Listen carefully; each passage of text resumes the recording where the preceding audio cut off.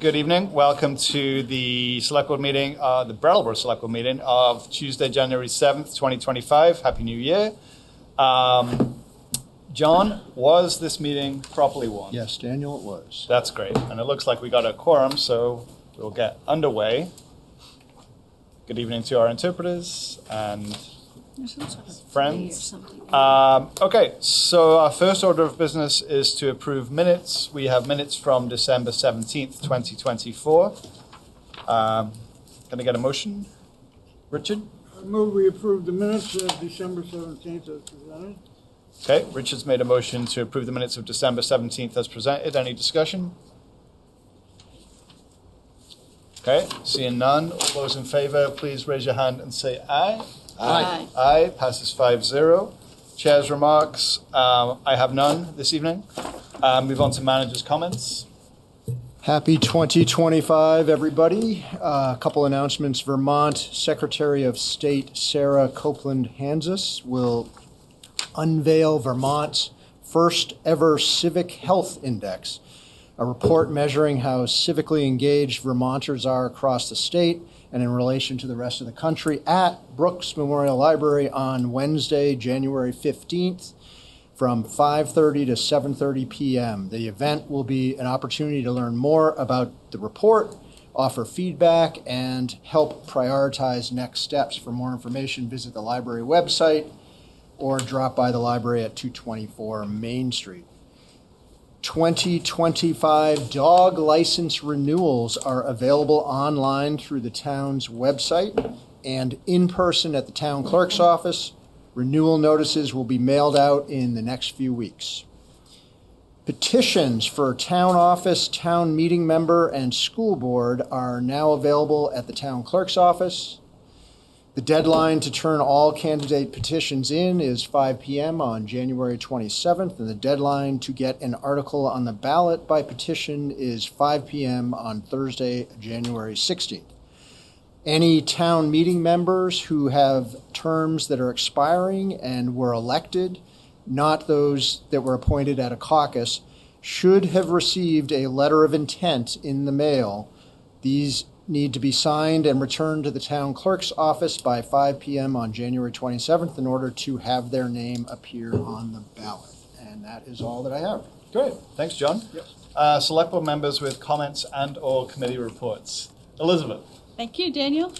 I would like to wish our colleague, Peter Case, a happy birthday. No. Oh, I did it very quietly. You seem grateful for that. Are we going to sing? No singing. No, we're not No going to singing. sing. In Welsh, we would say pen blwydd hapus. I don't think the interpreter can handle pen blwydd hapus. It's Welsh for happy birthday. Thank you. Yeah, you're welcome. Anything else? That's all. Any committee reports relative to Peter's birthday? No, none. The Senior Solutions Committee, has that met recently? Anyone else? Yes? What's your name, Franz? Franz, yes. Yes, you pronounced that correctly. Feels like it's So been I just want to mention something that at least a couple of people in town seem to be concerned about, and I said I could bring it up here. And that's the general tone of political discussions relating to municipal affairs in Brattleboro, and that some people think that they've taken kind of a nasty edge on recently, whether happening on social media or in other forums, and was thought that maybe it'd be worthwhile for one of us just to say, hey, everybody, let's cool it. Let's get our opinions out there, but try to restrain ourselves from the open antagonism that sometimes can be shown. So I think somebody here once said something like, be nice. And that's what I'm recommending. Be nice. Okay. Any other board members with comments or committee reports? I just want to remind folks, like, we've got these heaters going. It can be hard to hear, so try to speak up a little bit. Yeah. I couldn't hear the end of what Franz said. So I think it's good to project, is what I'm trying to say. That's all I Thanks, have. Peter. Richard? well, I have a comment, but it's mostly about the budget, so I guess I'll wait. We'll save it for later. All right. Very good. We'll move on to public participation. This is the part of the meeting where members of the public can speak on something that is not on tonight's agenda. or to request that we take something off the consent agenda. And I see a hand raised very quickly on Zoom, so I will go to that. And I think it is David Levenbach. And it is indeed. David, just 1 second. I will just remind folks that you get up to 3 minutes, that we will listen to one another, we'll be respectful, and refrain from booing, cheering, and other exclamations. David. Thank you. You may recall that I sent a message to members of the Select Board and to administration with a proposed method of reporting EMS billing and collections, such that the collection data is synced with the quarter from which the bills are derived. And so I have two questions. Number one, when will the fire department make its next presentation before the Select Board? And will such data be included in that presentation? Thank you. John, are you able to answer either or both of those? I think we have that penciled in for the first meeting in February. Chuck is nodding his head. Okay. Yep.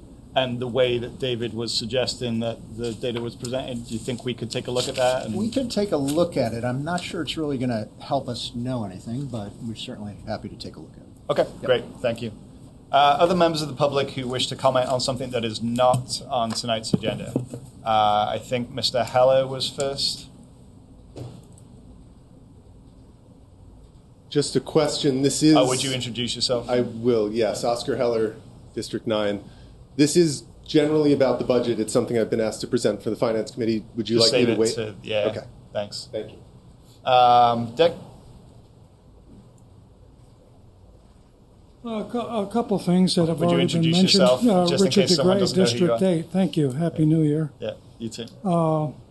I was hoping to ask if John or Patrick had any idea of what revenue at this point has come in, not an exact number for EMS billing off the top of your head.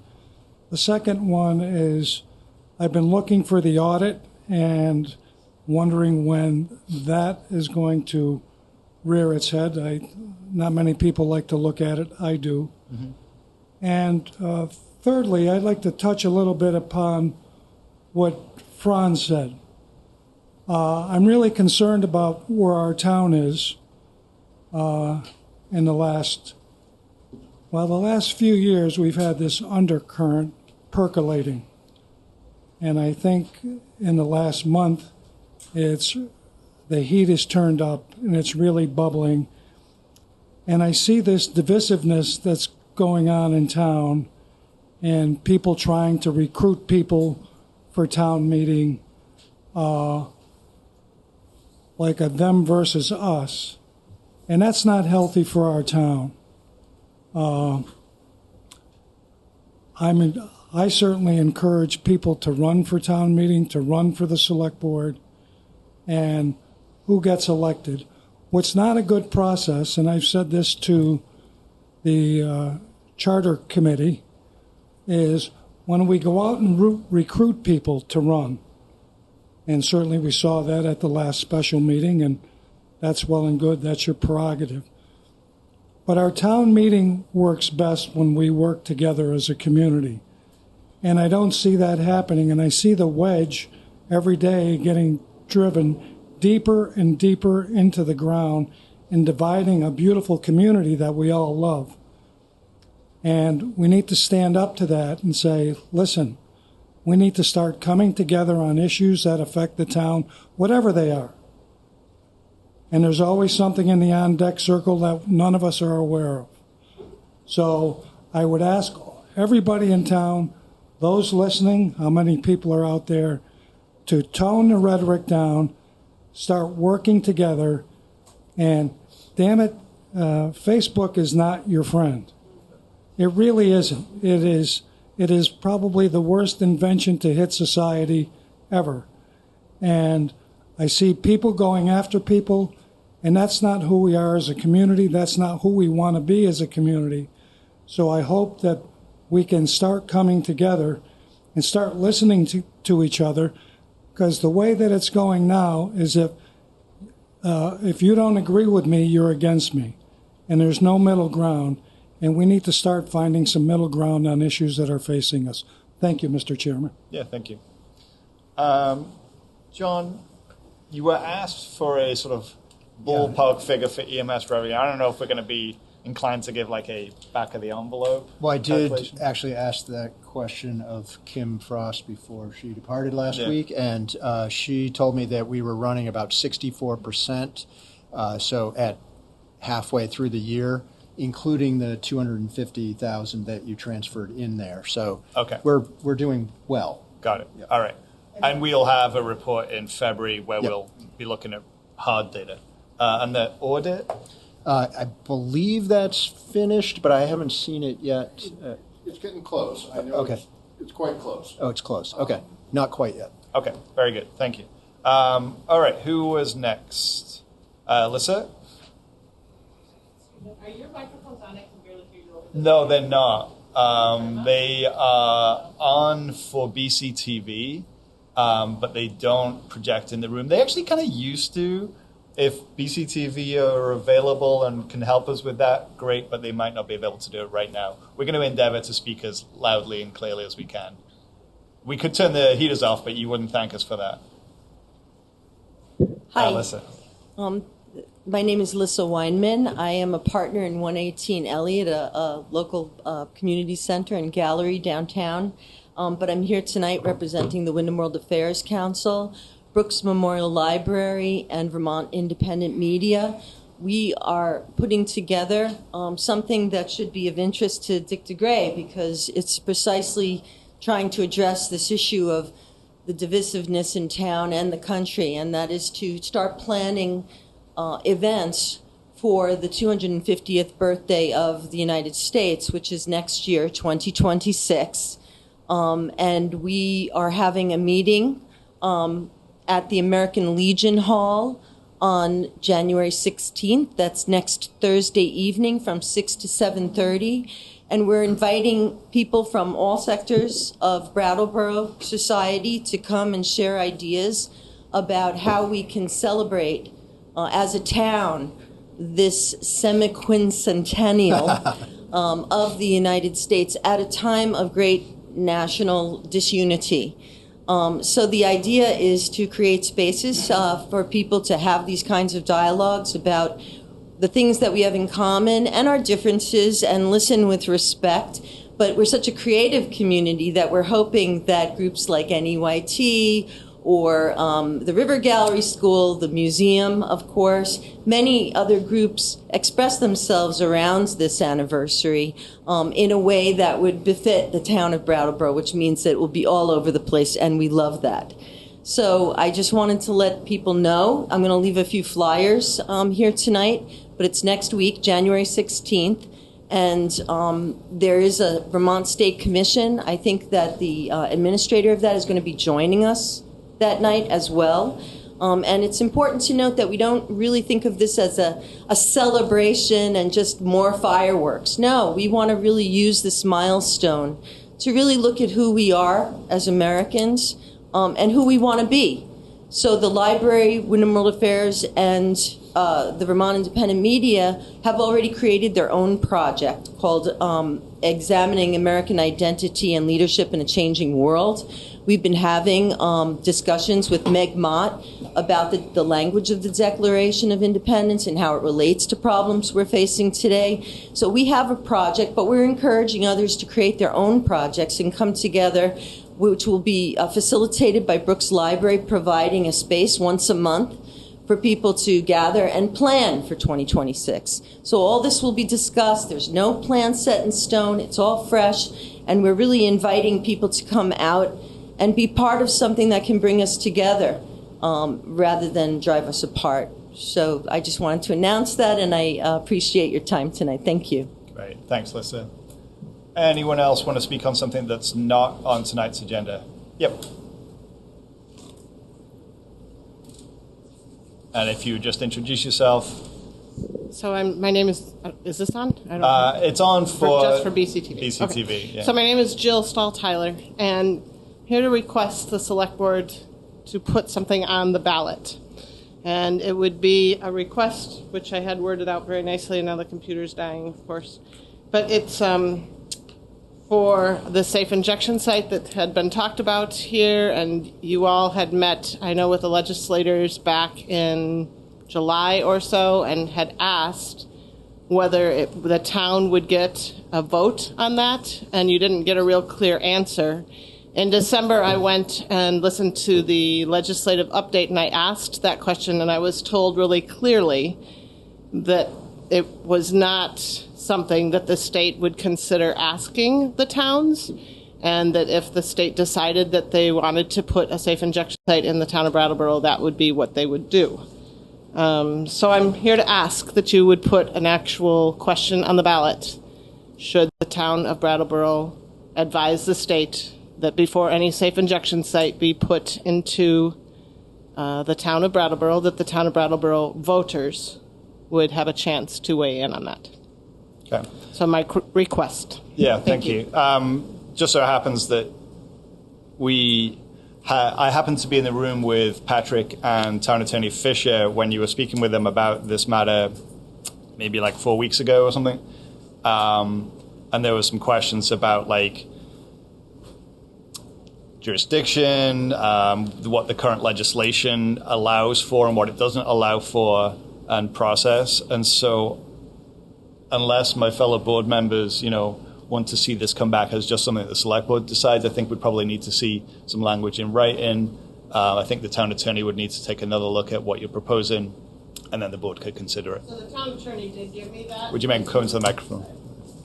As you came through as we were talking, exactly. And the town attorney has looked at it. Bob Fisher gave the wording to me. That's what's on the computer that I'd have to turn back on that just went dead. But yeah, he had the exact wording, and it's pretty much what I'm saying, that it would go on to the ballot saying before any safe injection site would be established in the town, that this town would have a vote. That's it. I don't remember questions from Bob about jurisdiction as much as this would be a statement that would go from the town of Brattleboro to the state of Vermont. Okay. All right. Thank you. I just have a question. Yep. You speak up a little bit. Jill, are you proposing that the select board make that determination and the select board place it on the ballot? So yes, my understanding is that you all have that power, and should you choose not to, then I would be forced to go to the town and collect signatures and ask the town to get enough signatures, which I think I have like a week to do. Right. But the reason to ask you all to do that is basic. It's let the people speak. Yep. If it's which way the town would want to go or not. I know that it was something that was discussed. It's coming into Burlington, and there may be difficulties with getting that to move to fruition, etc. It's still a valid point. What do the town voters feel? And do the town voters get to have an opinion? That's my point, that I would like to see the town get the vote. Okay. I'm going to sit down one last time. Yeah. We don't typically go back and forth in this. I think you need to put something in writing to us, and we could consider it. You want me to send you an email right Yeah, now? sure. I'll receive it at some point later on. Thank you. Any other members of the public who wish to speak on something that's not on tonight's agenda? Okay. So we're going to move on to the consent agenda. Has one thing on it. We have one thing on consent, and if you approve this agenda, you'll be ratifying the decision to suspend parking fees for the last 2 weekends in December. Okay, very good.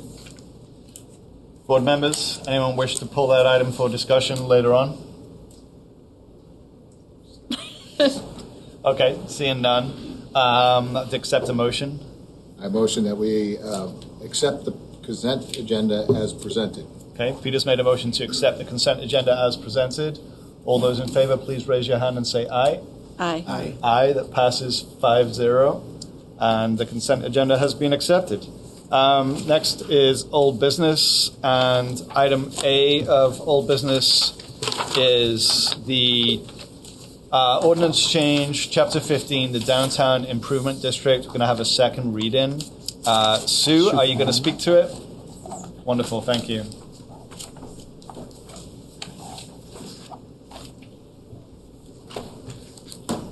Sue Fillion, Planning Director. Yes, good evening.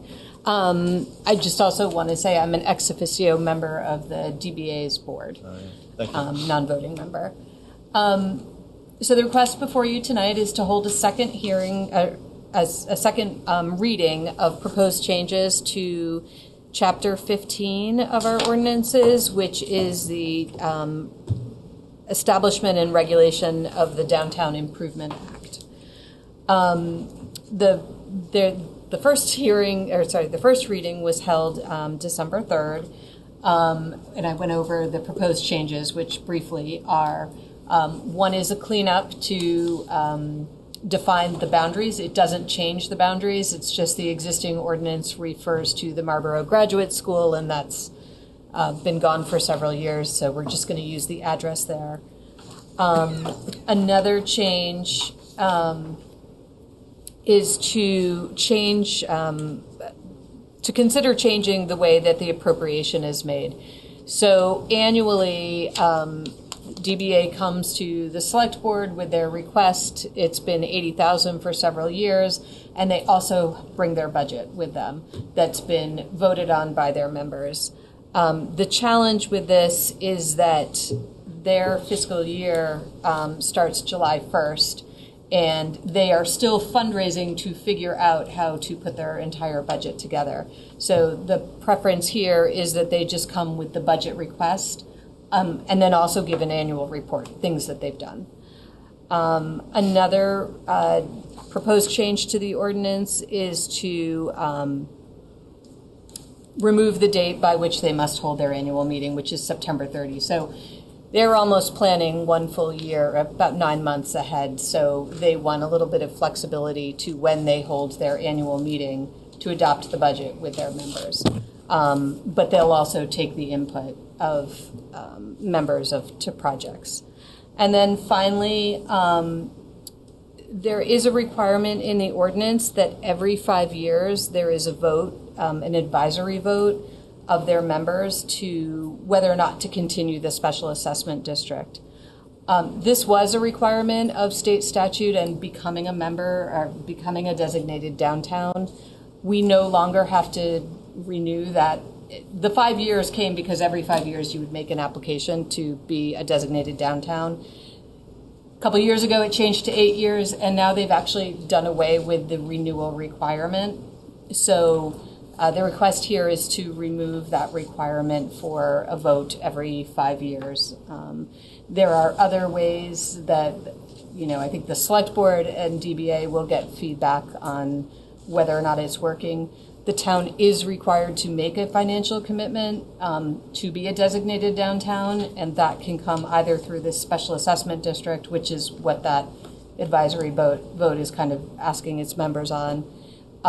It can be tax stabilization, or it can be demonstrating that we have multi-year financial commitments among partners to fund the DBA. So that's an overview of the proposed changes. Great, thank you. And during the first reading, there were no changes to the ordinance proposed? There was nothing that came from the select board. Yeah. Okay. Very good. Okay. Thank you, Sue. Members of the board, any comments on this proposed ordinance change? No. Questions? Okay. Members of the public? Mr. DeGray? I believe I had made a request that the voting on the district not be removed. And, Mr. Chairman, I don't want to put words in your mouth, but I think when you were reading this, you were just saying there's not going to be any control here in reality. I feel like I almost said nothing just then, so it's hard to... That's right, because it's, this kind of removes the select board. Yeah. And I don't think that should be removed. I don't think that there should be something here in perpetuity. There's probably not many people in here that remember how this started and how the funding went. it used to be funded from business people in the community. And then it started getting funded by the town out of the revolving loan fund. And then the legislation changed, and that's when they were allowed to put the special assessment on the buildings within the district. And that's why that language was in there, to give building owners an opportunity to say, well, this isn't working, we don't want this to happen. Now, whether that ever happens or not, it probably won't, but the language should stay here, because once all these changes are made, I doubt very much that this is probably ever going to come before any board after all of us are long gone. So I believe that this should stay here for some accountability. And I think we owe that to the building owners that have to pay that special assessment. Okay, thank you, I'm Dave. not sure where excuse me, Mr. Chairman, and I'm not sure who made that request, if that was from Sue or from DBA. Okay, thank you. Sue, are you able to respond to that? It came from me because it's not a requirement of the statute anymore. Mm-hmm. So, and I want to make sure I'm understanding what changed in statute. So on page 18 of this packet and page 104 of the ordinances, it mentions a change in statute about the designation. yep, Is that what we're talking about here, or are we talking about something else? that is what we're talking about. So prior to the application, the ordinance is saying we're supposed to take an advisory vote. We are no longer required to reapply for downtown designation. It kind of continues until we want to pull out of the program. Okay, and so having a designated downtown also requires having a designated downtown organization? Correct. Okay. It could be, you need somebody to run the downtown programs. It could be a downtown organization. It could be the town could take over some of that as well. Okay. All right, that's interesting. Seems like we got some comments here. Let's hear from those first, and then we'll come back to public. Liz and Franz, you had something to say about that? Yeah. While Mr. DeGray was talking, I got the sense that what we're talking about is taxation without representation. And I wanted to make sure that the people in the downtown district could have a vote on whether or not they want to continue to be taxed. Am I in the right arena here? It's, well, there's other ways. I mean, the budget gets approved by the membership, which includes the business owner, the property owners of downtown. So if the DBA budget doesn't get approved, that becomes a problem. And then Kate is on. She can probably speak to some of the others. Okay. But, I don't, yeah. Okay. I'll leave it at that. All right, thanks. Did you want to add on to this particular Well, just theme? what occurred to me in the discussion thus far is there a set of circumstances in which some other organization might wish to become the downtown organization that, somebody who thought we would do it differently or better or something like that? And what would there be a process for evaluating that? Or, I mean, because as Mr. Gray said, it does kind of put this into perpetuity. And I'm wondering if at some point there was an impetus to change to a different group. Would we want to somehow account for that in the ordinance here? I can't answer that. That would probably be a question for the town attorney. There is nothing that locks our downtown district and our downtown organization in with Downtown Brattleboro Alliance. I would imagine that the select board could decide they want to make a change if they wanted to, but I think we need to speak with the town attorney about that. Okay. Let's hear from Kate Traskis, Director of the Downtown Brattleboro Alliance. Hi, everyone. Thank you, Sue, for the explanation on the ordinance changes. we really came forward with this because we are celebrating 25 years of being in relationship as the designated downtown organization with the town of Brattleboro. And so in past years, when we've come for our budget allocation, there's always been a little back and forth between the DBA and the select board saying, oh, yeah, you're here again, it's kind of a given. That being said, there is definitely oversight from the membership on creating the budget. So annually, we have the annual meeting. The property owners and all of the businesses that buy in with an annual membership are given ample time to review the budget and then vote. And so in my mind, that feels like annually we are asking our membership to say yes to us as an organization, to say yes to our work plan and our budget. And so that's kind of where we're coming from. The other pieces to the ordinance change, again, are just about making that budget process more accurate, as we get closer to the time frame instead of trying to project so far out. And so that would be really helpful for us as well. Great. Thanks, Kate. Other comments on this proposed ordinance change? Lissa?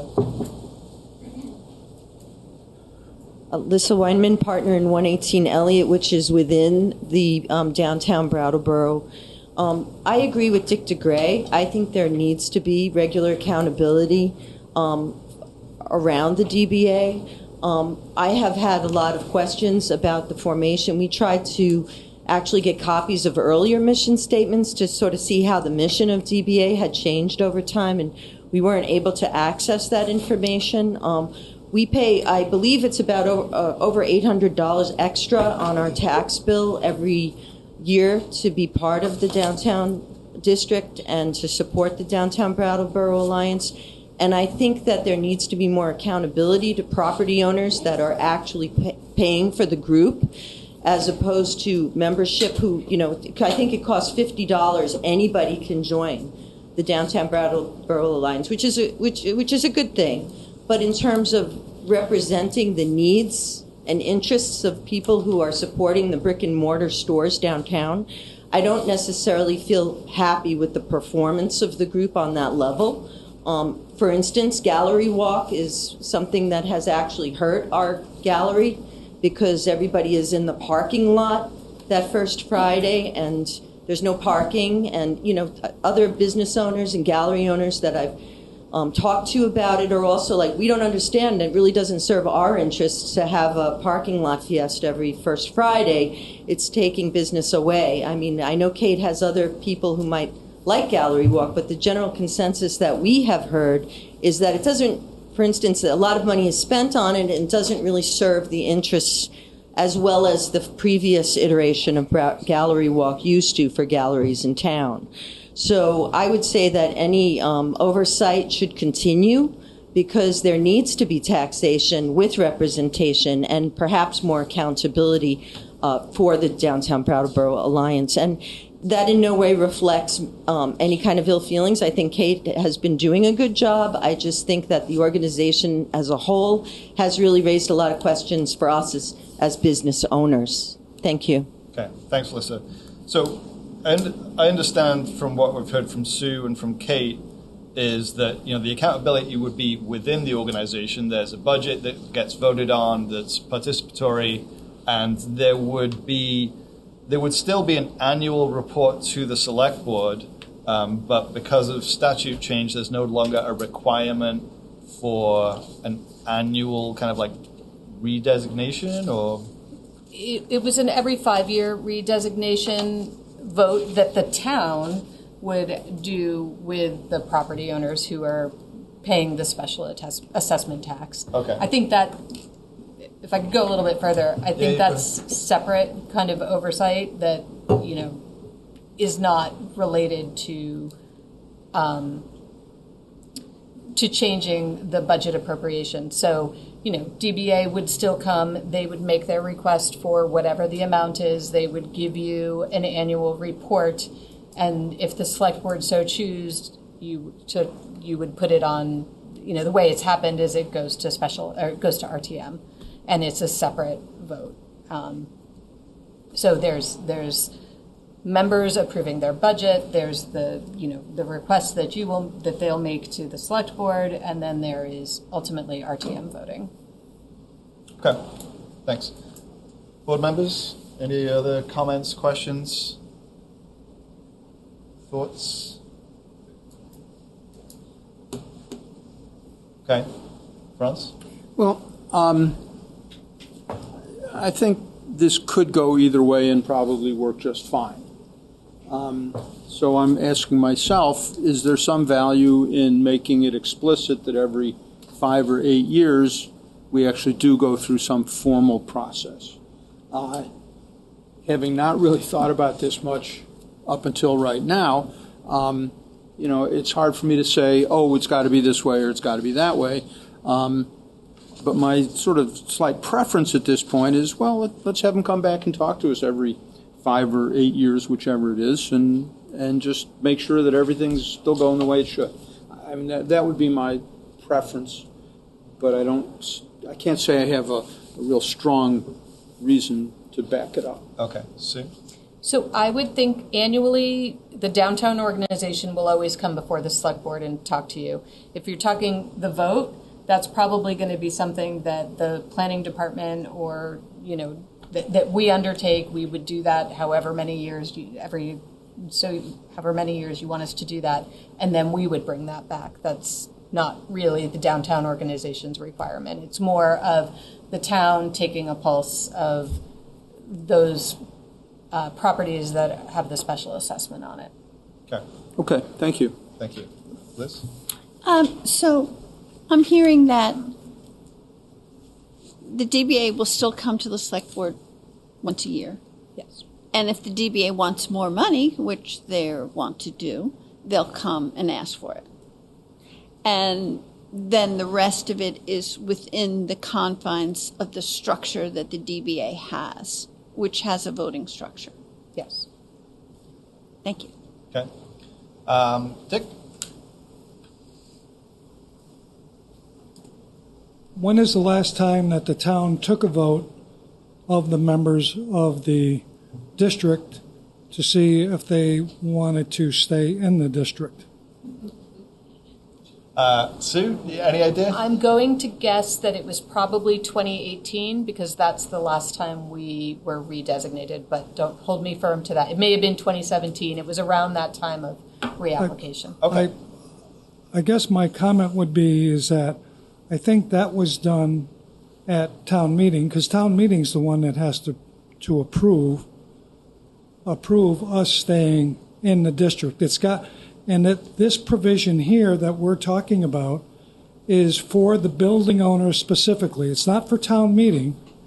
And so the question is, when is the last time the owners of the building, which I believe are 83, unless there's been a new building that has been built, have had the opportunity to vote on?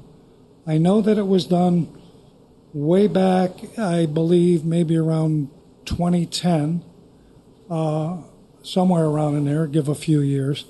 But I don't think it has been done, which the town is supposed to do. It's not supposed to be, I don't think it's DBA or /BAB's responsibility. It's the town's responsibility to do that, and I believe that they have failed to do so. And so, therefore, I hope someone says, let's take this out and let's have this vote to find out when it was last taken, and then get a vote and continue to have it every 5 to 8 years, whatever number works for you. Okay, thanks. Sue, any idea when that Yes, 2017 or 2018. I seem to recall it was done with the property owners. I would have to verify that Okay, very good. tomorrow, but Okay. it was not. It has been done at some point when I've been working for the okay. town. So I think the question really is, does the select board want to continue with this ordinance change tonight, or does the select board want to see something different happen? Or do we need more information? I think we need more information. And what information would you like? To understand the questioning of Mr. DeGray and what that means for the regulations that Sue's responding to. Okay, so we're talking about more understanding of like how the assessed parties of the downtown improvement district can have a say. Voice, yeah. Sue, I'm sensing some thoughts on that, or no? My kind of feeling right now is that this is not absolutely critical that this happens tonight. If it needs a little bit more time to explore further, that could always happen, so long as we give decent direction. Yeah. Yeah. Other board members? Richard? So I'm just wondering, so does this mean we probably have to have this, any kind of changes reviewed by the town attorney? Is it a legal issue, or is it just this act here? If it changes, we can do that on our own? The town attorney has reviewed this. Right. And also, like, the thing that has come out is a requirement that's no longer required by statute, right? But that doesn't mean that the town couldn't have part of its ordinance say every so-and-so often a thing will happen a bit like that. Yeah. Right? It's really what the board wants to do here. I think we heard some feedback. You know, I think this is what happens with ordinance changes. The first reading is like, oh, the town wants to do this. And then the second reading, people come and they have some thoughts about it. And so we don't have to proceed with this tonight if we're not ready to. But we just need to give some clear direction about what is needed for it to come back. Any further I think you thoughts? expressed my concerns certainly better than I did. So. Okay. Yeah, go ahead. I'm not saying Susan's wrong, but I was a building owner up until this past year, and I don't remember taking that vote in 2018, not to say that it didn't happen. I got to tell you, there's a lot of things I didn't remember from like this And morning. I would say it was likely not a formal kind of a, it may have been an informal vote. I see some hands raised. I see the town clerk's hand. I see the assistant town manager's hand. Patrick? Yes, sir. So it did occur in 2018, and it was administered through the town clerk's office, and great. And you know, that did occur. And there is a record of that somewhere in the town clerk's office. You know, I don't know the length of time for which that sort of thing needs Hillary's to be hand has gone kept, up and down. but I think we should suspect recognize her. And I know someone who does. Hear it from first-hand source. Hillary Francis, town clerk, you are interrogated, it seems. Hello, can everybody hear me? It's really quiet. I don't know if that's you or BCTV. No. It's very, very quiet. Okay. Sorry. I'm Getting better. doing my best. So, yes, it was in 2018, and I do have a record of that on my computer. We have mail merge labels. We have the results, and it went to the select board in 2018, the results. Okay. And so, I guess, I opened my mouth before I finished my thought. I'm kind of wondering, let's just wait, review this information, tell us about it next time, and we'll decide. Okay. Board, is that your pleasure? John? So I just want to be clear Yeah. about this. So are you looking for language within the statutory framework that would allow you to poll the members and outside of the DBA's own bylaws? Yes. Okay. And that you would like and I some... think the audience members are asking not just for members, but for property owners who are being assessed. Like those who are assessed. I can't hear Liz. Yeah, Liz, you're going to need to speak up. I'm sorry. I think that the public present is asking not just for the DBA members, but for the property owners who are being assessed to have a say. like a regular mechanism. That is what the vote is for, just Right. for the property owners that are assessed. So my question is, absent that requirement in statute for a redesignation, is there a mechanism for a regular vote? That's okay.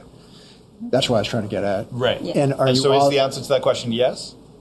Or does it need to be written in this ordinance? if the town attorney finds us a way that you have any authority there, we will bring back language It's always for good to you know to if you have the consider, authority to do things. for you to consider whether you want to include that in this or not. Okay. We can also bring back an estimate of the cost to do something like that, in case you're interested in the cost of gathering that information. Okay. Okay. Board, what do you think? Would you like You wanted to come back with that bit of information? Yes. I think we're leaning Public, that way. do you feel satisfied? Yeah, okay. Very good. Okay, then that's what we'll do. Okay. Thank you, Sue Fillion. Thank you, members of the DBA, Kate, who came on Zoom. And I guess that's what we're doing. All right, so the next thing that we're moving on to is the FY26 budget development process. John, we didn't talk about how we do this. I'm going to say that you'll I can summarize the memo. off if you would like that. So this follow-up is to your meeting of December 17th, where the board went through a list of about 58 different possible reductions or revenue increases. You went through all those. They are summarized, or they're the ones that we heard that you adopted are summarized in attachment A, I believe, of your backup materials. And then what we did was we took all of those reductions and revenue increases and we put them into a budget format, which is attachment B, and also in the form of a revised capital plan, because a number of the items related to your capital plan, and that is included as attachment C in the memo. And then finally, attachment D shows the detailed budget assumptions that how we incorporated the impact of all those reductions. We go all the way up to F. Yes, those are the first four attachments. I'll talk about the other two in a second. So doing all of that, the revised budget shows an estimated total expenditure for FY26 of just over $25 million. This is a cost for services of $2,080 per capita in Brattleboro, which is still about 8 to 10% lower than neighboring communities. This is a budget that would provide over 240 essential and quality of life municipal services that people value.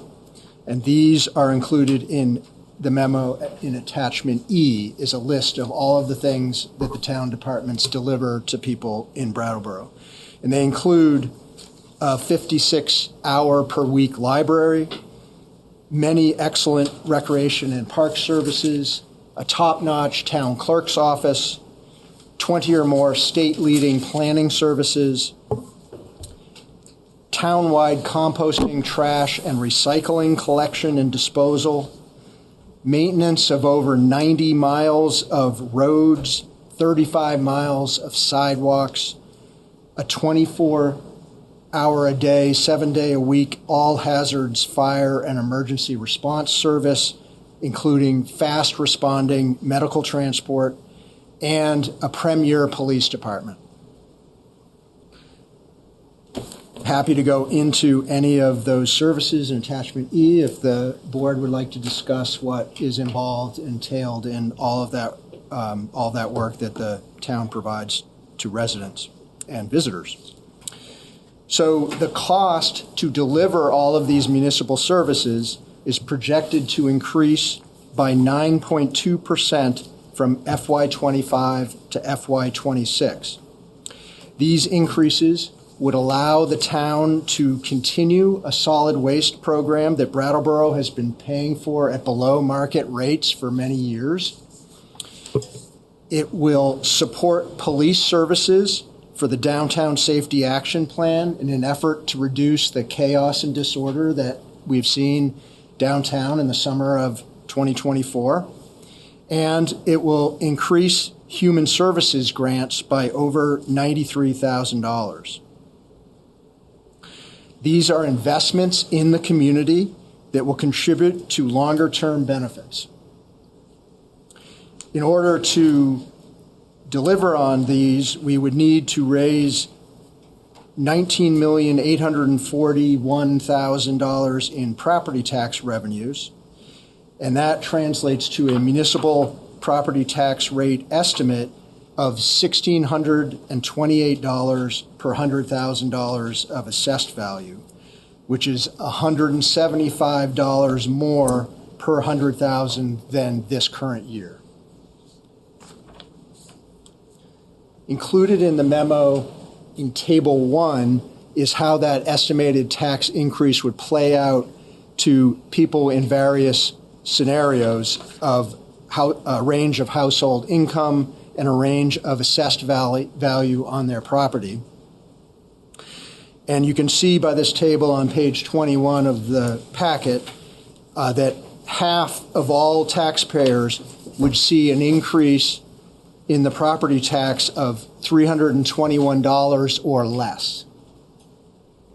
That would be the increase to deliver all of those services that I talked about, including the full-service solid waste program, additional police services for the Downtown Safety Action Plan, and the $93,000 increase in human services grants by the town.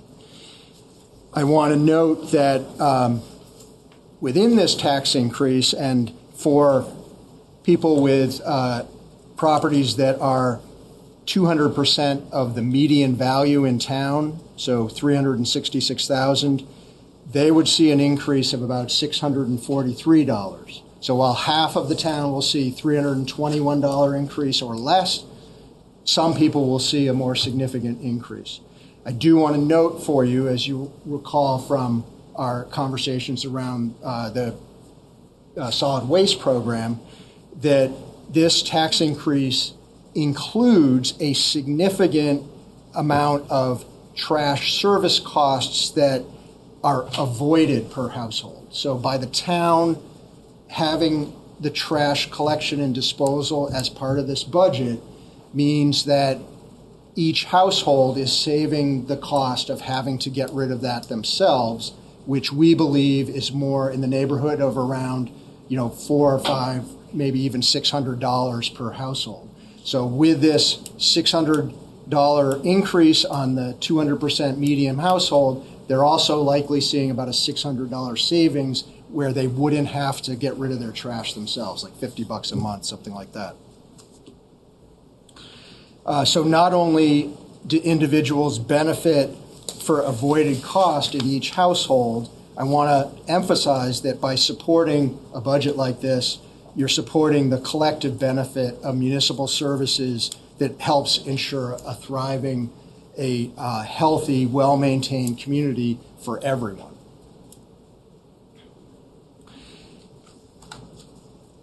The question of further reductions came up, and one of the things that you talked about at the December 17th meeting was, would you want to do anything with human services funding?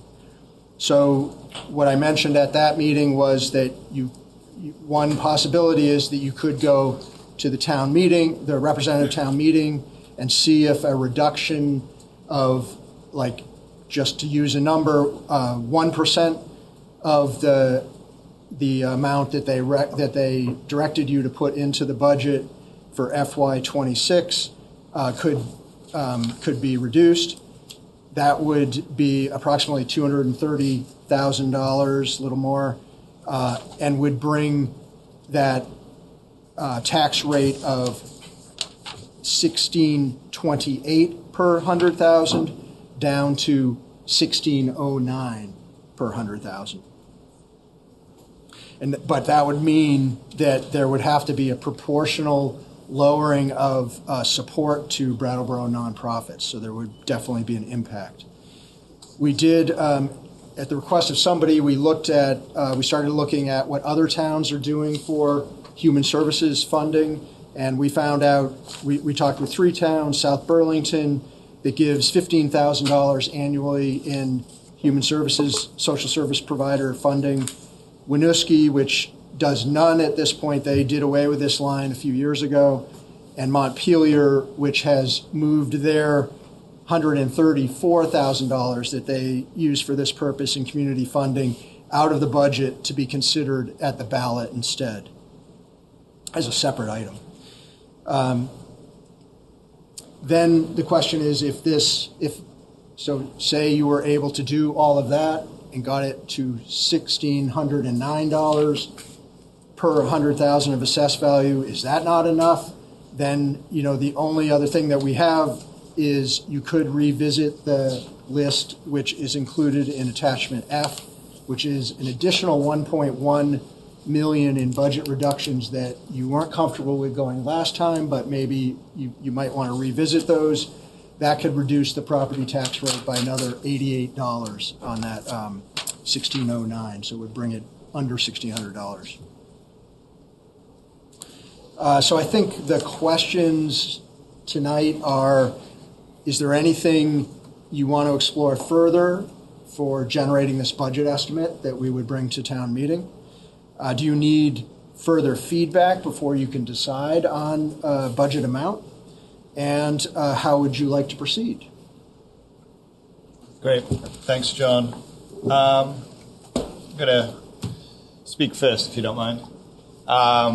So when we were presented with this base budget, how long ago now? A little while back. It was, in some ways a surprise. In other ways, we knew that we had taken some action in the fall to address urgent public safety concerns. We knew that that would have a budgetary impact. We knew that we were likely to take action pretty soon on the solid waste contract, and we knew that that would have an impact. When we saw the budget and we saw the tax rate increase, 22% was hard to swallow, right? And so we took that in and sat with it for a couple of days, and then we had a meeting. And in that first meeting, we expressed a desire to see the budget be reduced, but also to preserve the actions that we'd taken around public safety, and to really honor the very recently taken action around our solid waste contract. And so we didn't say specifically what to do. We said, cut the budget by 10%, cut it by 5%, bring it back to us, show us the implications of that.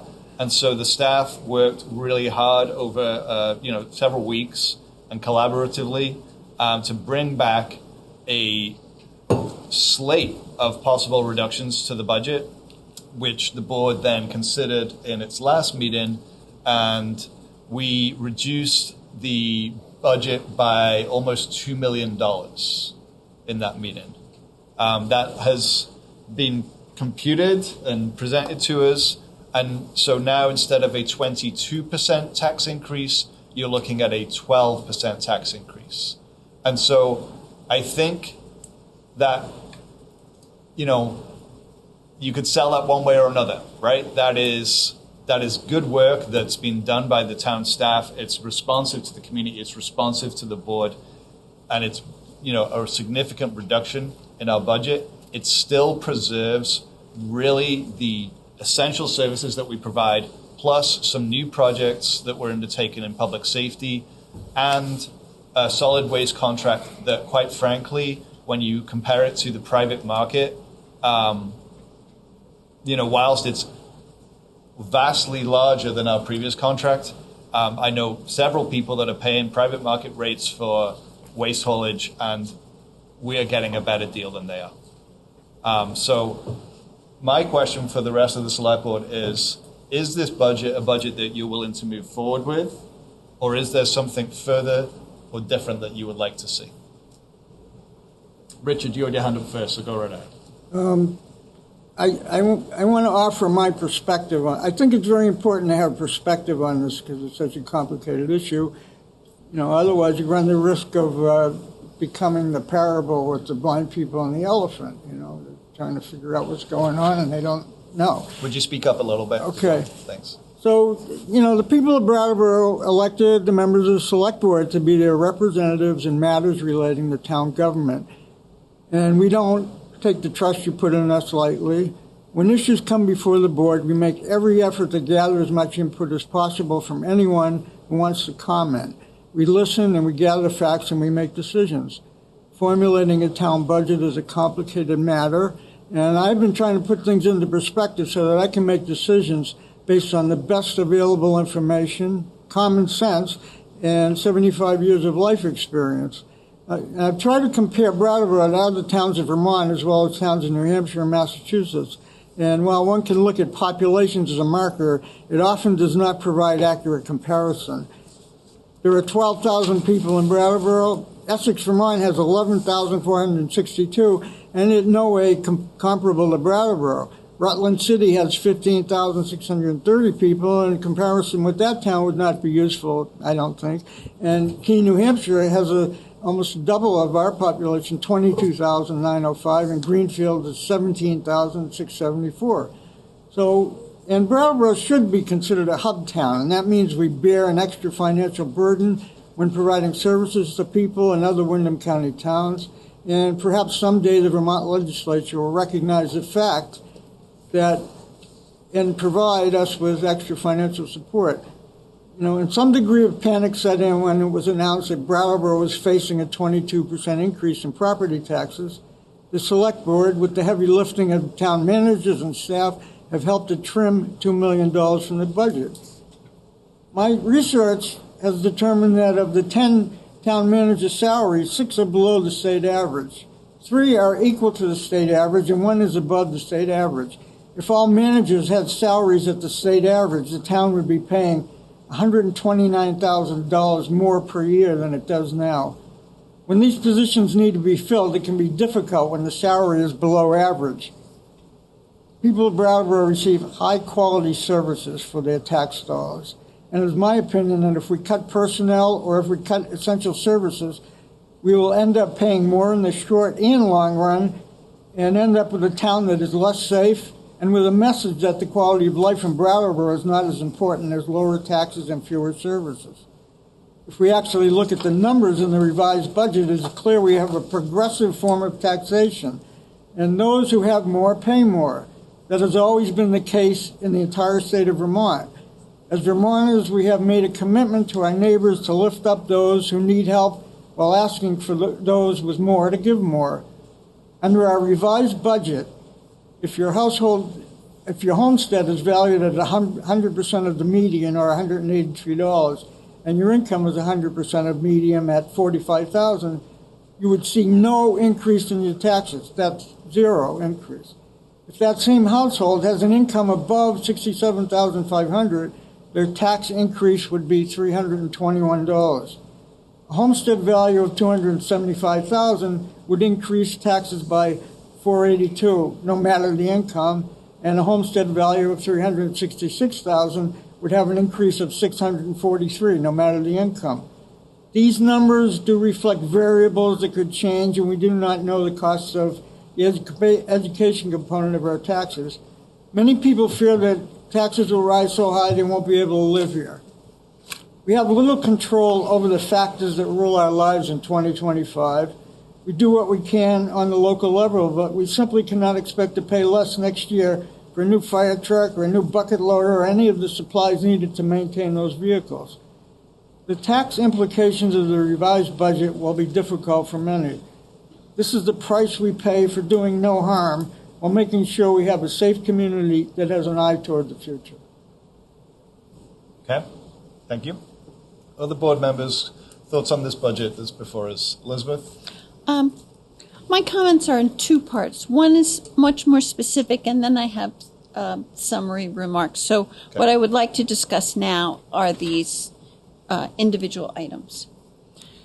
First, I would like to see if anyone wants to give licenses to cats. as a That's where you started. That's where I'm starting. That's quite an opener. All right. Is that my birthday present? Yeah. Okay. But also, I one of the goals that we have in terms of revenue sharing, in going over the budget line by line, I noticed that we have a state current use payment of $200,000. That's not enough, and I'm asking the town manager to look into what we can do to get more revenue from the state. I also think that we select board members should consider non-residential fees for increase for the library and for recreation. Also, on page 69 of our packet, it's kind of referring to things that we discussed last time. It's been my experience that employees have discussed with me that they would be happy with reducing the employee recognition fund because they would rather keep their jobs. And the traffic safety budget, although I'm a member of the traffic safety committee, I understand that that is not an essential budget item. So if you wanted to cut that, that would be fine with me. And also reducing bus service.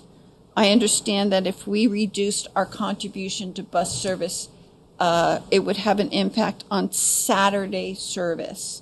And so we can decide whether or not we could live with that as a service or not, or maybe we could cut that $50,000 in half. So those are my immediate goals. And I would just want to comment that in reading the comments of public in the past, I think the time to complain about the sustainability coordinator job, which is the only job that has been taken upon the town from outside of the staff and the select board, I think the time for grumbling about that has passed. The sustainability coordinator takes in more money than he's paid out, and I think he's doing a good job. And the communications coordinator is doing an excellent job of something that the select board has specifically asked for, greater communication of town efforts. And I know that the staff values his work in augmenting their own. And finally, with regard to the police, nobody likes to talk about the crime. The chief of police comes here and people say, oh, don't talk about it, which is, ridiculous.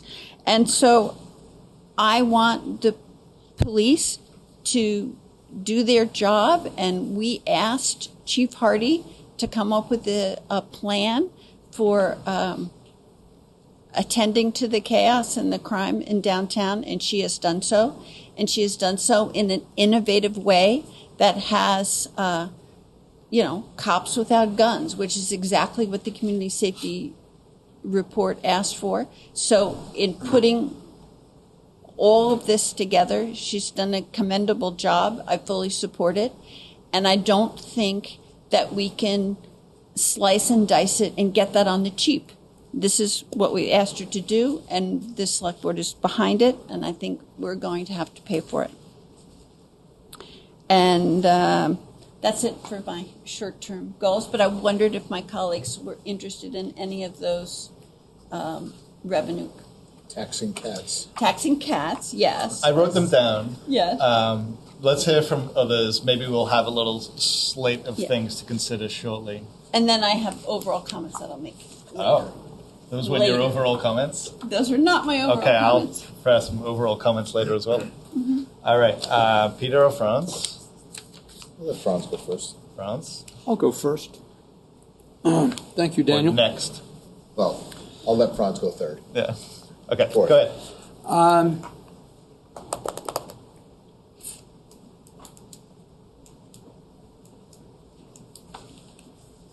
Where to start? That's really the question.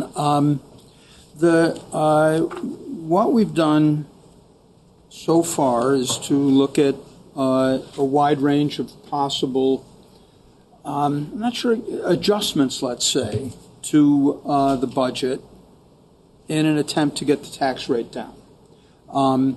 I would not say that most of those have actually reduced the spending, but rather a lot of them sort of modify calculations about revenues or defer maintenance to the future, all of which may be appropriate, but they're not the same as saying we cut the budget, at least to my way of thinking. Overall, I've heard two competing narratives of what our situation is here in Brattleboro. One is that the tax increases we're facing are necessary to preserve Brattleboro as a desirable and functional place to live. And the other narrative is that the tax increases will destroy Brattleboro as a desirable and functional place to live. And both of those perspectives are coming from people who I regard as well-informed and intelligent, and having some reasons to back up what they say. The problem for me is I don't know which one is true, or which one is more true. I've been trying to think, well, isn't there sort of a middle path here? Isn't there some place we can land that preserves all the stuff that we really need, but takes a little bit harder line on stuff that we can get along without?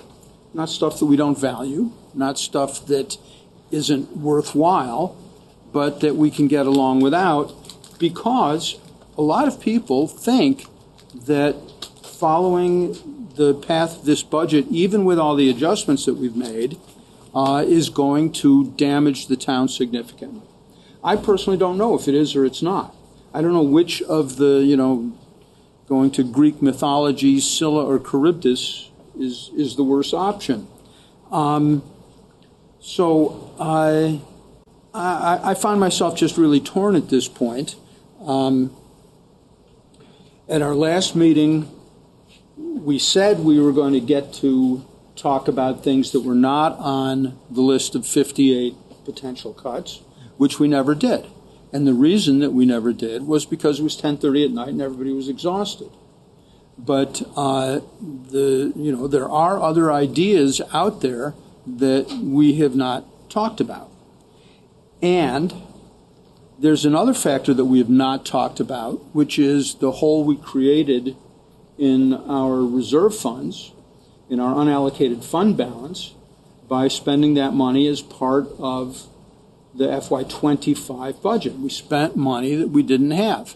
Now, that still has to be ratified by town meeting, is my understanding, but what we have not talked about is whether we're going to get our fund balance up to the point where we've had it for quite some time, specifically to deal with potential emergencies. Now, we had there was a long back and forth about that at the meeting where that decision was made. Personally, I would have preferred spending less of it as on an emergency basis, but that's the decision that we made, and it's in pursuit of valuable efforts, I think. So I guess what I'm saying is I'm still really on the fence about this budget. I think it would be worth having a discussion of some what-ifs. And my thinking on this changes practically on a daily basis. For example, the what-if of the Downtown Safety Action Plan, which is something that I support. And I think the idea of the BRAT officers is an excellent idea. As Liz just pointed out, it's actually responsive to the community safety report. But I wonder if a slightly smaller contingent of both the level 2 and level 3 officers could in fact get the job done in a way that would really have a significant impact at a lower cost. I think putting that into effect is problematic at this point. Operationally, it'd be very difficult to make that sort of a change at this date. So again, it's I just have a lot of questions running around my head, and I don't know where I'm going to land. Okay, thanks. Peter? Yeah. I don't honestly know where to start. I mean, I want to thank Richard for what he said. I thought there was some really good information in that, what Liz said. You know, I would challenge town staff to maybe shout from the rooftops the last time our taxes went down. I don't think that happens. You know, I understand that they might not be increases like what we're seeing this year. We did have an unfortunate year with some mitigating stuff that was far from our control. Some of it was in response to what we were hearing from the community. Some of it was just in response to, well, I mean, finally that wave of solid waste hitting the shore and us being smacked in the face with the realization. You know, and I think John's done a really good job of explaining, like, we can go free market on this, but I think we all sitting in this room kind of know what a free market trash pickup looks like, and it looks messy. It doesn't look good overall, and I'm just talking about the aesthetics. And for those who choose to pay for it, will pay more than if we just roll it into our taxes and it's just automatic and it'll happen. Competing narratives is just a thing that we deal with day to day. I understand that a tax burden, I pay probably close to $600 a month in property taxes. My taxes are a little over $7,000 a year, and I want to remind anybody that's listening or watching that everybody at this table, all elected officials, pay taxes in this town, so we understand that whatever gets passed, we are agreeing upon for ourselves as well. So it's not that I don't understand it. It's not that I like it. You know, I think that is something that we are unfortunately going to deal with. I don't think people are going to pull up stakes and move out. I don't see that happening. To speak to something Franz said about a smaller community action plan thing, I think that if we could have gotten away with a smaller one, that's would have been presented. So I think right where we are on that is where we need to be. So I guess I'll just stop it there, because I feel pretty strongly about the cuts we've already made. Do we have room for a few more? Yeah. Again, you know where I stand as far as cutting town staff. These people have names. They're not just titles. Okay? I just want to remind everybody about that. These people have names. They do hard work for this town. And we should, once again, hold a little bit to that, and think about what we're saying, that those responsibilities will shift to somebody else, and that creates problems down the line. Thanks, Peter. Okay, let's hear from the public, and then maybe the select board will have had some feedback that will help them make a decision on what direction they would like to go. Mr. Heller. Hi there. Oscar Heller, Finance Committee and current chair. First, I want to read to you guys a Finance Committee resolution that you've all seen, but we passed it by a 5-0 vote a couple weeks ago. And just to say that this is coming from a committee that's actually pretty diverse in viewpoints, and I think everyone had their own individual reasons for voting for this, and but it was something we felt strongly about as a committee. So it's 2 short paragraphs. The Finance Committee is concerned that the Select Board was unwilling to consider staff cuts during its December 17th discussion for reducing the FY26 budget, relying instead on cuts to services and deferrals to FY27. The Finance Committee calls upon the Select Board to instruct the Town Manager to present to the Select Board a list of potential staff cuts to consider for FY26 at its next meeting. We recognize that the concept of staff cuts is painful, but we believe that considering it is an essential part of the responsible management of the town. The Finance Committee is also deeply concerned about the lack of a long-term financial plan. In the interim, we call upon the Select Board to identify cuts and deferrals made during its December 17th meeting that are anticipated to reappear in the FY27 budget. We would like to see this list before the FY26 budget is approved. Ideally, a pro forma budget for FY27 should be included while the FY26 budget is being considered. So I know you've all seen that before. I just want to follow that up with a couple, my personal take on why this is something that I think is important and I keep bringing up at these meetings. And I'm going to try and come at it from a really narrow angle, which is I am not a small government guy. I am not someone who looks at a big town staff and says, this is obviously a problem, this must be inefficient. I know these people have names. I also think it's a fantastic staff and that everyone we hire is someone who's hired for a reason, and that reason is usually because somebody made a case for them and a bunch of other people said, yes, that's a great idea.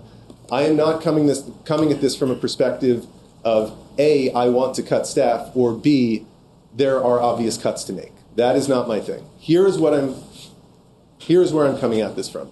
This board said 22% is too high. We want to make cuts. Starting from that premise, I feel like the cuts that were presented and accepted are largely of a kind that are just moving the problem until next year. There are a lot of things that are, we are not going to do this for 1 year, or we are going to defer this program or this maintenance. There are a lot of things, well, there are a couple big items that involve savings that are achieved by spending money that is not renewable, right? For example, if there was something in the budget for $200,000 and we paid for it in this fiscal year with $200,000 out of the revolving loan fund, I have a very hard time calling that a savings. That is just us using up a non-renewable resource so that the number is lower. And then finally, there are also, now I forgot. There are a lot of these items, and what I'm worried about is that it's January, and September 1st is in less than 9 months. All 5 of you could be on the board again next year, and in less than 9 months, you will have next year's budget in front of you with all of the deferrals back on the list because they haven't been cut. All of the options for dealing with those things will have been reduced because those accounts have been partially spent. And I think it's just going to make everyone's lives harder to have a 2-year process instead of a 1 year. So that is why I think we are not setting ourselves up for success by doing it this way. Great. Thank you. Thanks, Oscar. I gave you a little bit more time than usual there. All right. Who else would like to speak on this matter? Ms. O'Connor.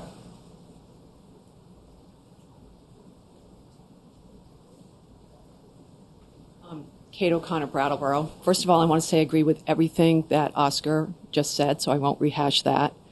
I'm worried about 2 things.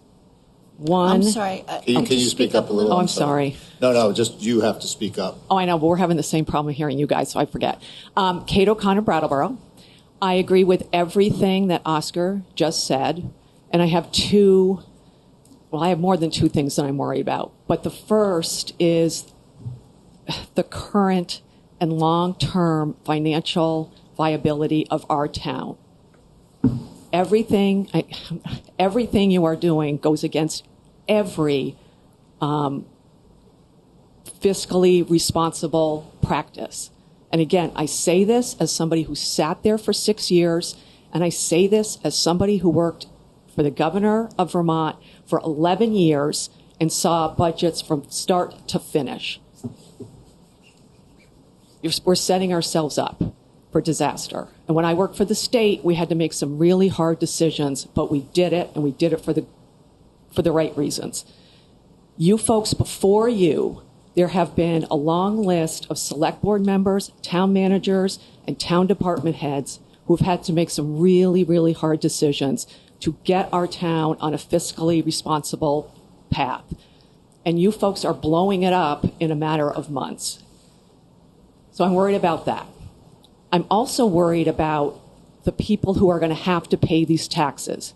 It's not like there's going to be a mass exodus. That's not what I'm worried about. I'm worried about the people that can't afford a 342 or whatever it is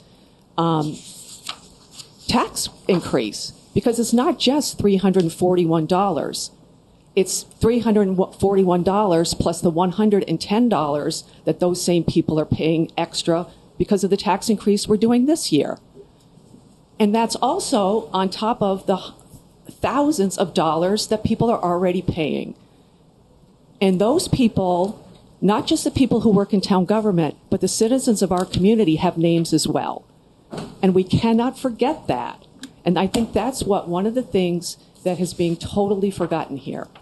And over the last meeting and over the last couple of weeks, members of this board have asked me, Kate, what should we cut? And I have been honest and I have told you. So I want to ask you folks on behalf of all the people, taxpayers and renters who are going to be impacted by this, what should they cut from their household budgets to pay for this tax increase? Do they have to turn their lights off, turn their heat down, buy less, good food, doctors, don't go to the doctor, don't go to the dentist? I'm not exaggerating. Those are real life things. And I think it's really important that you folks, no one has mentioned the people that have to pay these taxes and the burden it is upon them. So I really wish you would look at this again, do what's right, and do it for the people of this community. Thank you. Thanks, Kate. Other members of the public who wish to speak? Let's go to Gary on Zoom. Mr. John. That's from Liz. Question mark.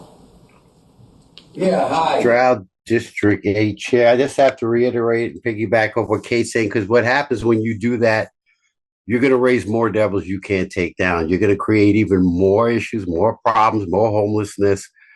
The government, the state in this country is already in a major deficit. We don't know what this year's going to hold with our new president, new legislation going up. So that being said, maybe we should take a step back and really do some crunching of the numbers again, because there's only so much state's going to pay for a lot of people with the rent. Now you're creating more homelessness. Now you're going to create more people having to not get jobs because this is going to trickle down. It's called the trickle-down economics effect, sort of during the Reagan era. So I think you could take a step back and really think about that. A lot of people don't own businesses or, have rental buildings that they own. There's a lot of people with fixed incomes, seniors, veterans. There's a lot of people with disability relying on this. You increasing that is going to offset a lot of things. So I really would like you to really take a step back and really think hard and put yourself in that position and ask yourself, what would you do if you were in their shoes? Thank you. I yield my time. Other members of the public? Mary?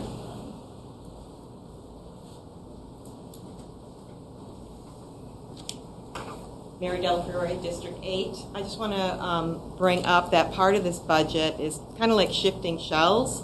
Not only did you defer some costs, but you also put more other costs on us residents, like the trash bags, the paid system for $300,000. That wasn't part of the original trash plan. It should be removed again. It's all of our pockets. To build on what Kate said, it's whether it be state taxes, the education tax, this tax, it's all of our pockets. And just like the town fund being depleted, our savings are being depleted as well. And for these people, which it wouldn't be a $360, your figures were on 9%, but the budget is actually going to increase 12%. So those numbers aren't quite right. But anyway, it all adds up. People, it all adds up. I know you're not responsible for the education tax yet, but we are, and we're going to get another one in the spring. So I would say when you're looking at the budget, don't shift the shell and look for ways to get more money out of the Brattleboro residents. And instead, look for ways to actually pare down the budget, because that's what we need to do in order to be sustainable. I mean, in terms of the town and people leaving, the education cost itself could shift the public's opinion about children and families in a negative direction. And that is kind of a trend across the United States, is education costs rise. People don't want families in their towns anymore because their kids are too expensive. I know that's not this budget, but we residents are paying for all of it, and it all affects our community. So no more looking for one more dime from the residents. Thanks, Mary. Just to correct you, the expenditures in the budget went up 9.2%. The property taxes needed to be raised in order to pay for, the budget is not only paid for by property taxes, so that went up 12%. You're welcome.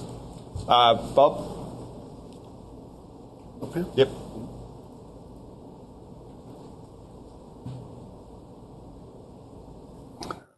Hello, Bob Ozer, Brattleboro. I just sort of following on what Franz has said and some other people have said. I looked at the reductions, the proposed reductions on attachment A, and did a quick run through them. And there are like 3 or 4 buckets, and the big 3 buckets. The first one is deferrals. And I saw about $383,000 of deferral. But you're kind of quiet. It's kind of chilly. I can try. Maybe pull the plug here. Does that work? Okay.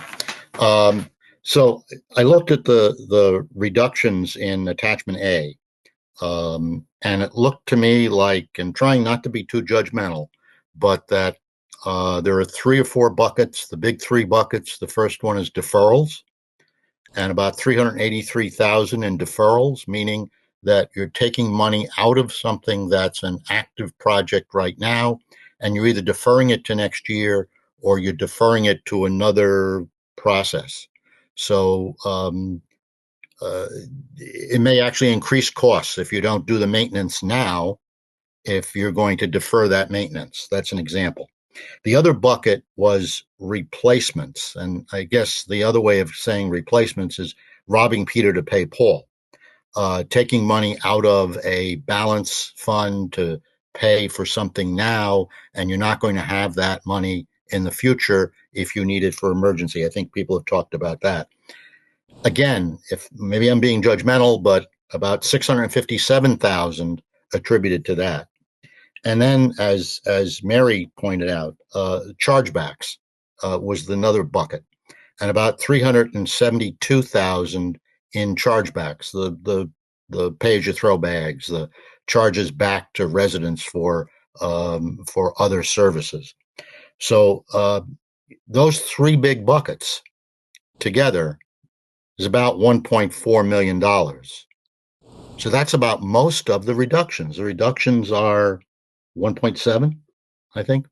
So maybe a closer look at those. That's my back of the envelope scribbling on those reductions. Thank you. Thanks, Bob. Let's go to Sarah's iPad.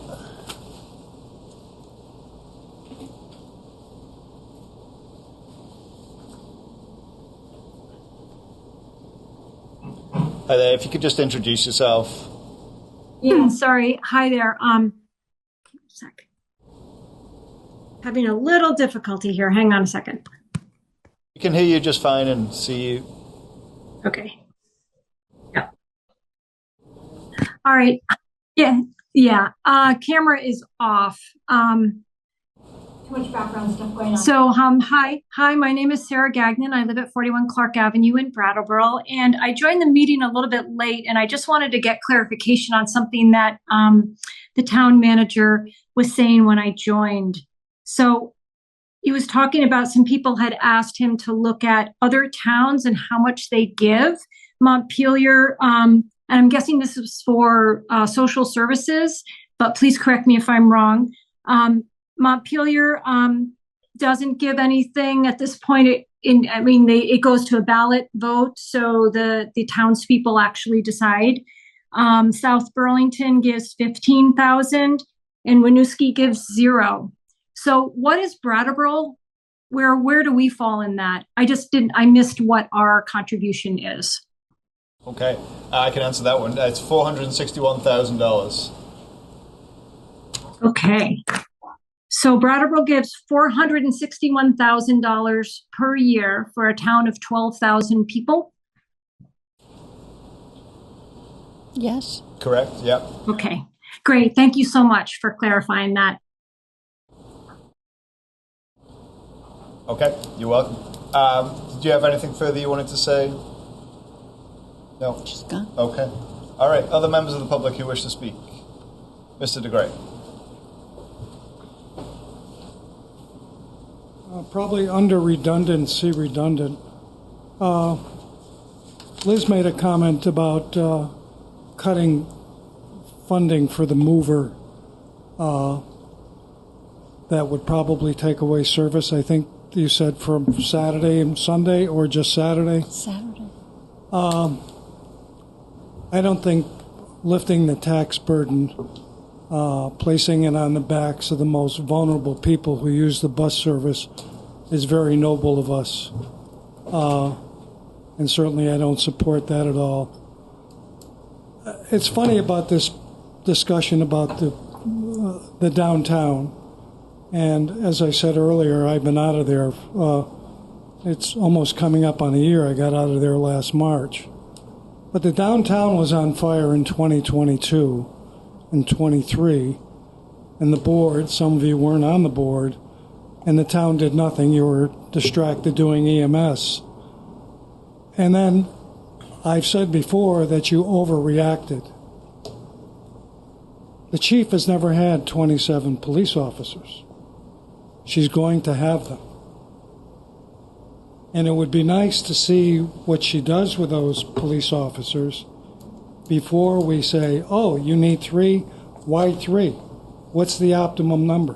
Why not 5? Why not 2? Fish, a month ago, said that the downtown had improved. He had people coming up to him and saying that once Officer Washburn was downtown, that things were improving. And getting the Brett team and the Justin on the street, things were getting better.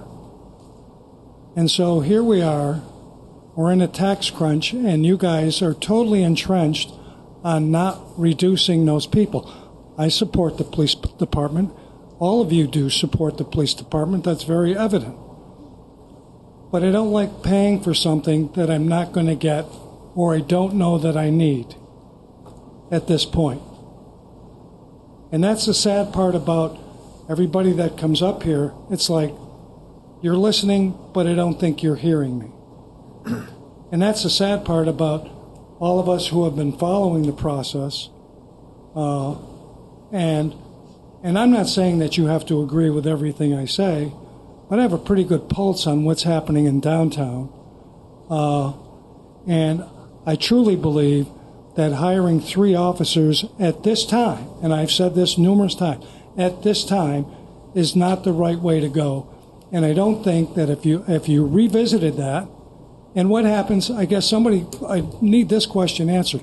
What happens if town meeting rejects the expenditure that you already spent the money, that you need their permission? What happens then? I don't know the answer to that, and if one of you has that answer, please give it to me when I'm done speaking.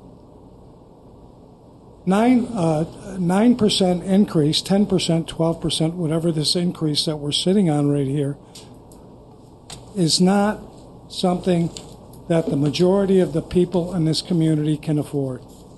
Plain and simple. Just because you live in a house that's valued at $300,000 doesn't mean you have a pocket full of money. There's a lot of people in this community that are property rich. They're property rich, and they're pocket poor. And yet, we think because you have all this land and you have a home on this land, that you have a lot of money, and these increases. And then we're talking about the school tax. And one thing that we don't talk about is the water and sewer tax. Yes, it's an enterprise fund, but it's something that affects the pockets of everybody that uses those services, which is about 95% of our community. So I'm going to ask you not to accept this and to find some cuts, and certainly not registering cats Now that's something new. I've been around for a long, long time, and I haven't heard that. So you get credit for something ingenious to bring before the board, but I doubt if that's going to happen. But I ask you to do the work and say, you know what? We've got to cut this budget. We've got to get it down to 6, 5, 4. But where we're at is not acceptable to the community. Thank you for your time. You're welcome. I gave you quite a bit extra. Thank you. You're welcome.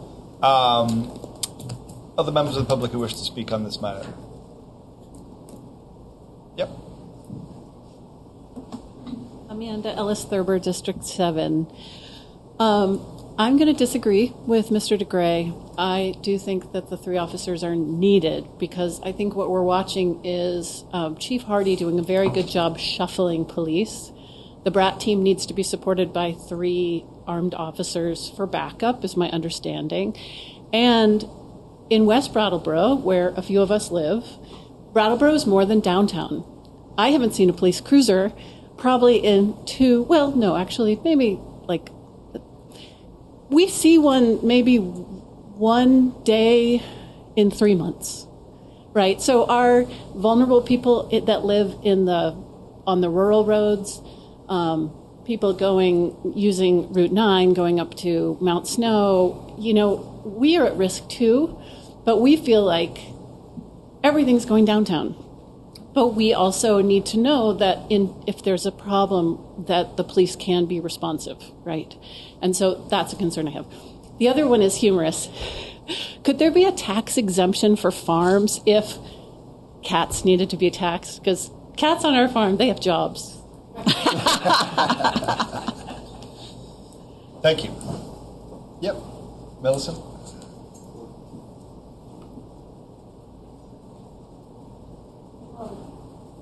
Millicent Cooley, District 9. I have a question. What's the process and what is the cost to the town if the budget gets rejected at RTM? Okay. Is that all you want to say? It's a question. I want to know what the process is. Yeah, but anything else you want to say, and then we can answer that question? I agree with what people have said, but Okay. I want to know the answer to this one. Sure. Okay. We've kicked that question around somewhat. Last time I spoke about it with Patrick, we kind of talked about it like, it's not like you'll leave that meeting with no budget. You'll leave with a budget that the meeting can accept. It might not be the same size budget that is on the warning. So like, if that figure won't pass, someone's going to amend it, right? Someone's going to propose an amendment. And if that figure doesn't pass, then someone else will propose something else. And the meeting will arrive at a figure that they've decided is the appropriate figure for our general fund budget. Once that happens, it'll come back to town staff, and town staff will need to make that budget work for the next fiscal year. So that's my understanding of it. Patrick, John, am I on the right track? I think that's a good, fair. I think that's the benefit of having a town meeting where budgets can be discussed, debated, amended, etc. I think it is possible technically that in the end the town meeting does nothing, but why would you choose that? I would imagine, keep at it, get it resolved. Thank you. You're welcome. Other members of the public who wish to speak? Jill Stahl, Tyler, District 7. But you said the town staff would make that decision? It's the select board that makes the decision? If the money comes back at the budget? Well, I don't know. Maybe there's a little more nuance to it. So the town manager is, by charter, responsible for the administration and operations of the town, and manages all of the department heads who manage their own departments. The select board is responsible for policy setting. If the meeting were to say, cut this budget by $3 million for this particular purpose, that would be advisory to the select board. The select board, I think, is wise to listen to the advice of the majority of a meeting, right? And then could sort of give that same policy direction to the town administration and say, do this. But, the actual running and operating and working of all of this budget is town staff. You wouldn't want amateurs to be doing that work. Answer your question? Okay, other members of the public who wish to speak? Oh, you got 2 extra minutes. Go on then, go ahead. 30 seconds. That's even less than I need. Yeah. I would actually like the budget after town meeting. I would like at least 50 representatives to sign the petition to have the budget go to the voters in the town of Brattleboro. That way we would find out if the select board and town meeting members are doing a job that the voters of this community are approving of. Okay, that is your right, and if that happens, then that happens. Okay. All right, so I think we've heard plenty of feedback. I think the board's had some time to ponder that, hopefully. And so what I'm looking for is some direction. I've heard disparate things from the board members. I don't think there's any obvious consensus right now. Does the board want to look at specific things to cut or specific new revenue lines to add? Does the board feel that this budget is what they were asking for, when they asked the town administration to come back? And I want to kind of somebody said this somewhere along the way about cutting the general fund budget. I wrote it down somewhere. Not the same as what we asked for is a reduction in the budget of 10% and 5%. And we were provided with that information and sort of given a pathway to get there. And then we had a meeting where we considered all of the various component pieces of that pathway and made decisions about them. And so what we did was we reduced the general fund budget by, I don't know what the actual percentage is, but the tax rate implication is it reduced the tax rate increase from 22% to 12%. Not nothing. But I also hear from the public that a 12% tax increase is still something that they're very concerned about. So the question for us all here is, what do you want to do about that? And so I will leave it at that. Elizabeth. Okay. So one thing that hasn't been discussed is the Homestead Rebate Act and its effect on Brattleboro taxpayers. I think it's very important to understand that this is one of the few state actions that has the effect of lowering the tax burden, specifically for those who can least afford it. And as we know, Brattleboro's taxes are high. They're higher than the surrounding towns. I'm advocating for a definite push to get revenue sharing. But what the Homestead Rebate Act is revenue sharing from the state at an individual homeowner level. And I think that when we have a budget, we should also be laser focused on making sure that everybody who's eligible for this applies for it, because that'll do several things. It will reduce people's tax burden significantly. It will show how much of a really hard-scrabble town we are, that this many people really need help in terms of the Homestead Rebate Act, and also be a symbol not only for within our town, but directed to the state to show that Brattleboro needs help in additional revenue sharing for the burden that the state of Vermont has placed on the town of Brattleboro and other host communities. So, first of all, that's number one. And I think that we have to see people's pleas to the taxpayer in light of the effect of the Homestead Rebate Act on individual property owners. The other thing is that, and I think other select board members have said the same, but you know, I've been on the finance committee. I've looked at the budget from that perspective, but I've also been a select board member, and this is my 6th year.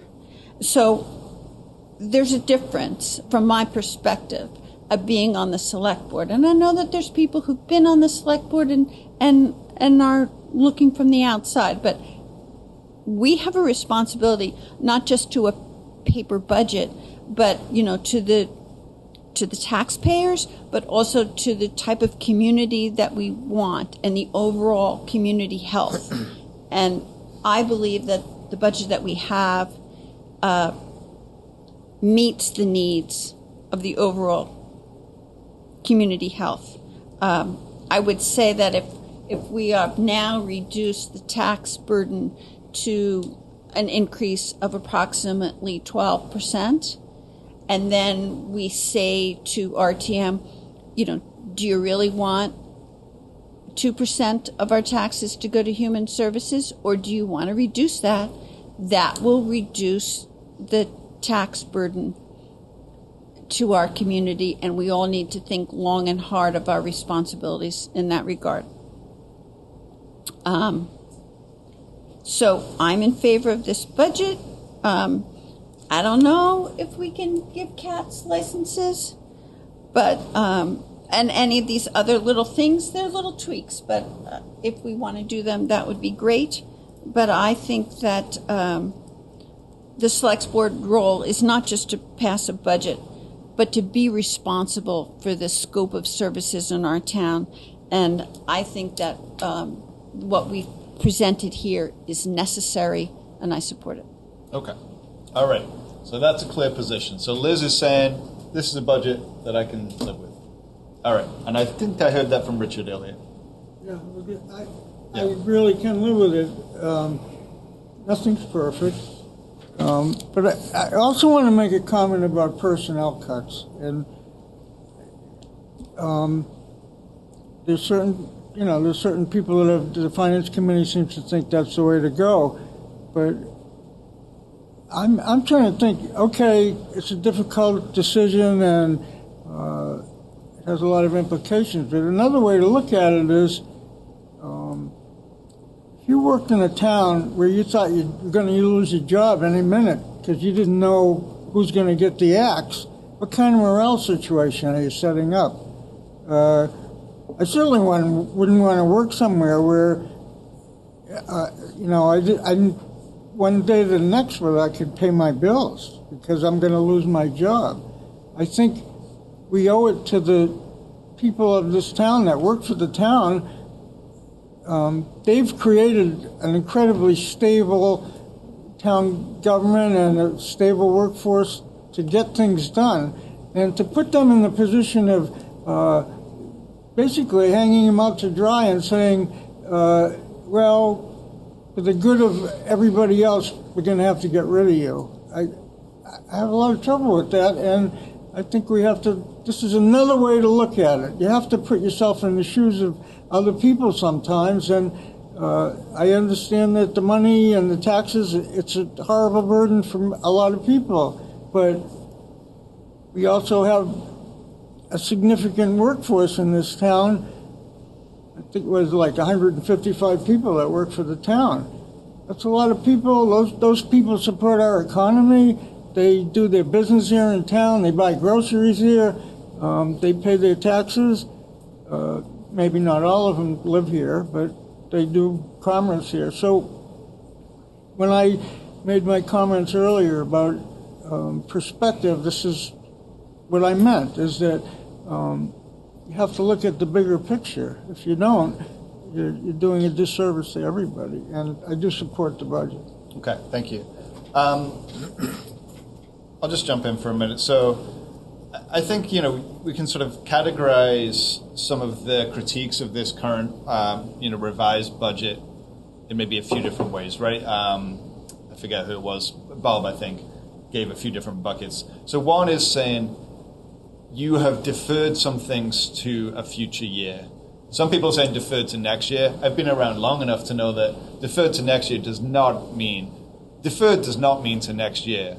There are plenty of things that got deferred that we've still been dealing with, the last several years that were deferred maybe a decade ago. I don't think deferrals are great for our town.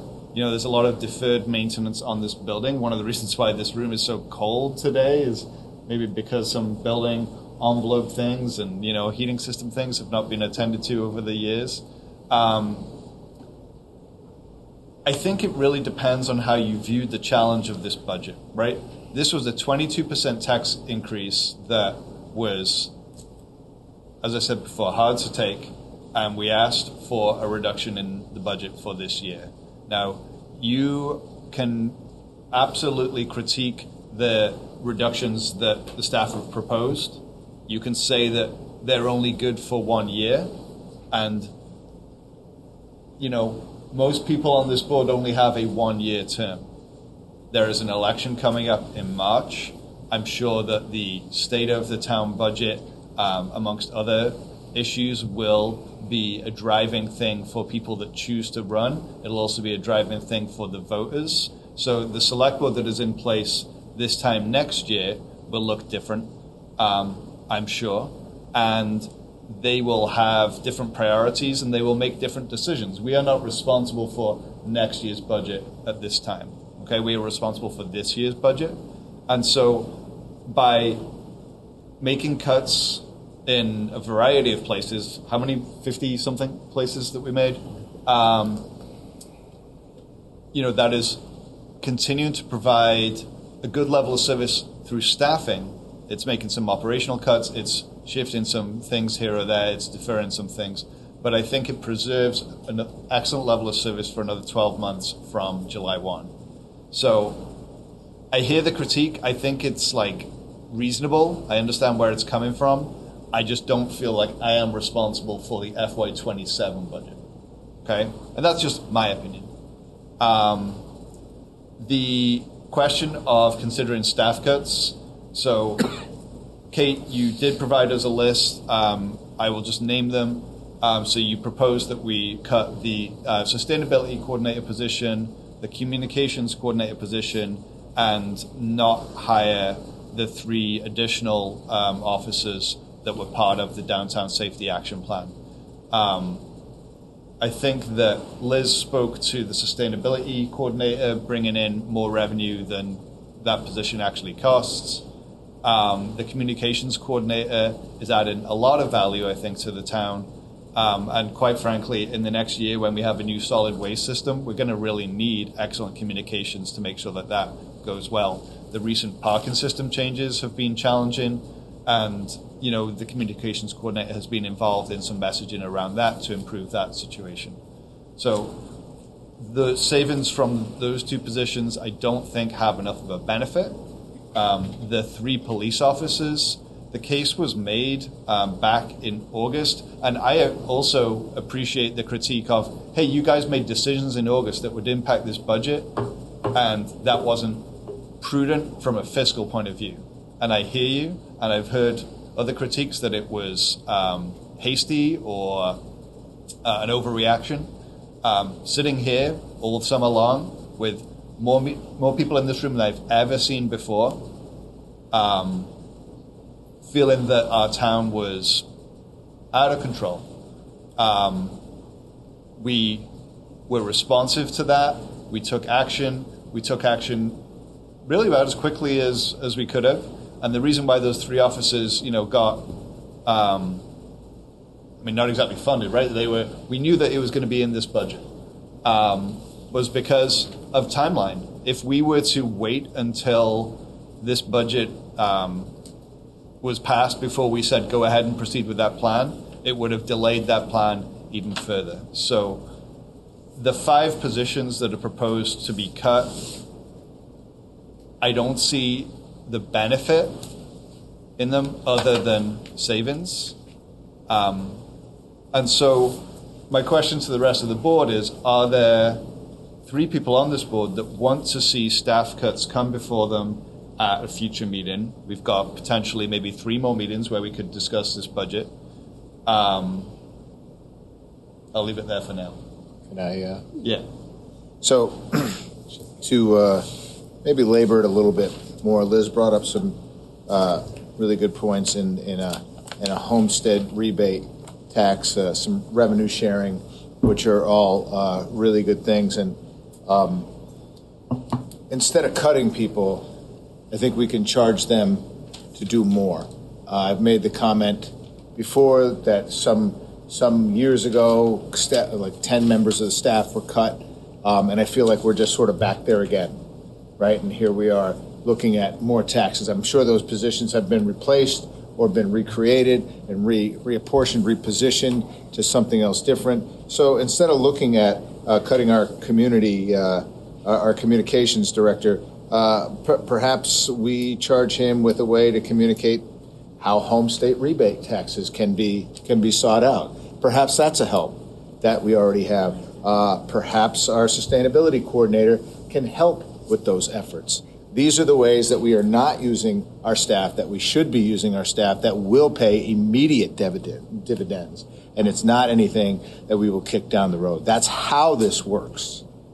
We don't cut people just because you want to save $10 on your taxes, because that's about what this amounts to in just those 2 positions. And I think, again, if Chief Hardy thought she could do this with 1 additional officer or 2 additional officers, that's what she would propose. This is her line of work, her area of expertise. So we take her at her area of expertise in her long, vast, stellar career, and we take her at her word. And if this is what she says we need, then I believe it. I think we also all have a unique ability to forget the pain we were in July and in August, as Daniel pointed out, with 100 people or more in 3 or 4 meetings in a row, right? I couldn't walk up and down the street and get a tenth of a mile up the street and back to my shop in under an hour and a half with the amount of people that would talk to me about what our downtown looked like. And I think we forget that and how hot of an issue that was. Now it has calmed down. It has calmed down in large part because of the job Chief Hardy has done and this body that sits before you have done in making decisions to calm that down. And it's been successful, and I'm proud of that work that we've done. So I think we need to remember that. So with that, I'm in favor of the budget that we have presented. Okay, great. Franz, you want to weigh in? Yes, I do. Thank you, Daniel. In fact, I want to comment a little bit on something that Oscar was talking about in terms of looking towards the future. I think one thing that certainly all of us on the board can agree is that this is really a difficult process that we're going through. And I think it'd be wise to learn from the difficulty and try to maybe forestall some difficulties in the future. And the way that we can do that is by better anticipating what's coming down the road. You know, I made just a little list of positions that have been added in the past few years, and town government has expanded considerably for good reasons. But some things we failed to anticipate were that our solid waste contract was going to triple in cost. We didn't anticipate the need to expand the police department to address problems in the downtown. And maybe if we had anticipated that our expenses were going to be going up significantly over the period of a few years, we would have made some different spending decisions in the past. You know, there are a lot of positions that we have that I think are very valuable, but we might not have added some of them if we had had a clearer vision of what was coming financially for the town. And so basically what I'm saying is, yes, we do need to look very carefully at the future implications of the decisions we're making now. It's not enough to say, oh, we'll make it through this year, because we will make it through this year. If we went the whole 22% increase, we would have made it through the next year. But the question is, what are we setting ourselves up for the future, and what's it going to take to address those issues in the future? The thing I come back to again and again is that we spend our unallocated fund balance that has been, in my experience, 5 years on the finance committee and now a couple on the select board, that was like the sacrosanct level that, you don't go below 10%. I mean, at one point we went down to 9.3% or something, and it was like this big deal, but we spent $675,000 of that money that we don't have any plan to replace. Those are the kinds of things that we need to be anticipating, need to be thinking about it for the future, and see what the impact is going to be when we get to the point where we address those issues. And the same is true of deferred maintenance, and the same is true of spending down the revolving loan fund so that that's not available if we need it for something. So we're making very important decisions that have real implications for the future. We are going to make it through FY26, and, we'll do what we have to do, whoever's on the board then. But I think it's a mistake to set ourselves up for problems if we have a way to avoid that. So what would you propose? What would I propose? I'm not going to propose any other specific cuts at this point. I just don't have anything that I think is workable. I think the time to have those discussions is past. I think the discussion of, for example, I hate to harp on Chief Hardy and the police department, but I don't think we ever heard clearly what our choices were. Yes, the chief decided this is what we needed. We need the 30 officers, we need the Brat team, we need Justin and the data analyst, and I like every single piece of that, but we never actually heard what if. What if we're at, 28 officers instead of 30? What if we have 3 Brat team members instead of 4? I'm not suggesting that we change that at this point, because I don't think it's doable in many ways. But I think that kind of thinking is what we need more of in advance as we're moving forward. And I hope that we can really grapple with those issues, whatever budget we end up adopting this year. Okay. Would you like to hear about that right now from the chief? Well, no. I mean, I'd be happy to hear about it sometime. I don't want to. Do others want to hear about that? I've already been down that road enough to understand what I think it would be like. But I'm just trying to understand the question, because well, sounds like you want to hear about it. I'm not really posing this as a question. I'm saying that what we need is to not take our eyes off the effects on future budgets and the future town of Brattleboro in terms of what we're doing here today. And I want to put that down as an important principle that we need to respect. Okay. All right. So it seems like then, absent some of the suggestions, that this board is going to proceed with this budget in this form, and unless there's anything further to say, I think that's kind of the end of it. Yep. Okay. Amanda? Daniel, we didn't really consider some of Liz's suggestions. And I know. Do we want to pursue I feel like in absence of people voicing any support for them, I think that is the consideration that they got. They weren't major things, Yeah. Yeah, it wasn't a lot of money, but I mean, I thought they were I think reasonable. people will speak up if they want to sign on for any of those things. How many cats are there in Brattleboro? Let's hear from Amanda. You don't want to know. Minus farm cats. Amanda, District 7. This is reiterating a point of Liz's, the revenue sharing with the state. We are the welcome mat for the state of Vermont, from people coming from the south. And I'd love to see some revenue sharing for the state on that. And that would support, and with that welcome mat, can be more policing. That's a nuanced thing to say, but that is true. And that's important. It's important for our state to support that. The other thing is with the sustainability coordinator position, in terms of, so I run a small business, I run a farm. We've had to tighten our belts a lot over the last 7 years, right? And so I agree the infrastructure of having a sustainability coordinator is vital, that output of that individual for getting grants for Department of Public Works, for getting grants for the pool, like for healthy activities for children and families and beyond just the environmental impact, right? So that job of a sustainability coordinator is the sustainability of our town, of our community. And so when we talk about jobs in our town government, that their primary function is getting grants, that should be aggressively attacked right now. And that is our town manager to say, okay, these are my expectations. This is where we need to be. This is how much revenue we need to earn, and let's do it. And let's do it quickly, and let's do it now, because as we know, our federal funding situation is changing dramatically, and our state changing dramatically. We have a vibrant New England area, so maybe there's grants, but that's that person's job, and they need to do it well. Great, thank you.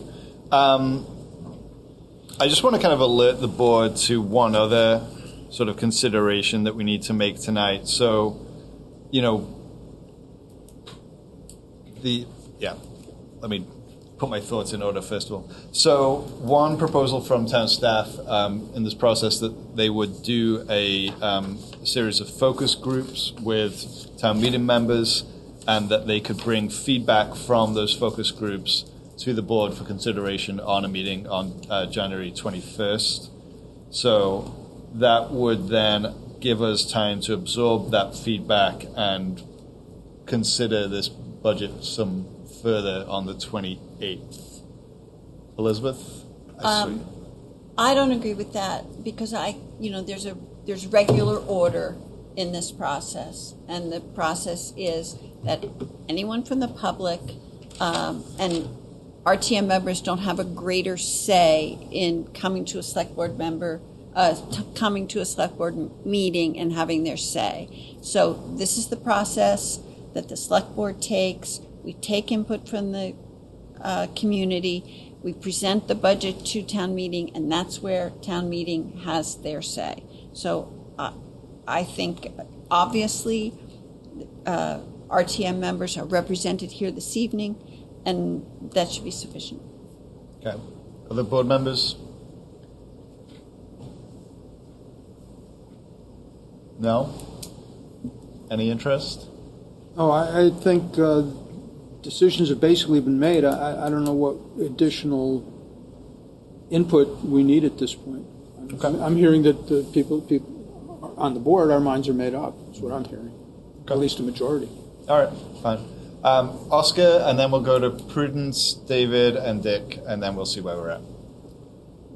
Hi, Oscar Heller, Finance Committee. Just two technical questions or clarifications that I don't need an answer for right now, but that I wanted to put in. Just wanted to clarify, when you spent the fund balance on the downtown stuff last year, there was a plan to use, I think, the leftover, or the savings from the William Street grant to help pay down some of the fund balance we were using. That is now being spent on savings in some of these budget drawdowns. So I wanted to confirm that that's right, and that presumably that money is no longer going back into the emergency fund. And Ron's is nodding. People, okay. I'm nodding Daniel's that nodding. I've heard your question, okay. And I'm looking to John to. So you want? Yeah. Would you mind speaking to that? The proposal is to use that funding to keep the tax rate down. So Okay. whether it's one or the other, it would be the same effect. So what we're proposing is we would do it as part of the budget process. Okay. And then I'm still a little hazy on the details of the pay-as-you-throw bag program. I don't know if there's been more detail about it that I've missed, but it's a big chunk of the thing, and I'm sort of confused how it would even conceptually work. So I would love to know more about that at some point. Yeah, we spoke about that privately at lunchtime today, and yes, there's things to be worked out there. So this is a plan. A budget is a plan, right? Yeah. To not lose the revenue that we had from pay-as-you-throw bags. Now, how that will happen is TBD. Is John? there? I will point out that because the transition to the new system won't happen until January of 26, we have all fall where there will continue to be some bag revenues coming in. So that gives us the time to develop a way to capture that additional, say, $150,000 or $200,000 with some sort of system starting in next fall. So, has there been any? Have we opened the subject with Casella yet? Because it all seems very automated when I see it at work. So it's hard for me to imagine them checking the bags or something. And really, you don't need to answer this now. I just want to have it out there. I think that's for a future conversation. Okay. Yeah. Okay. Thank you. Yeah. Let's go to Prudence.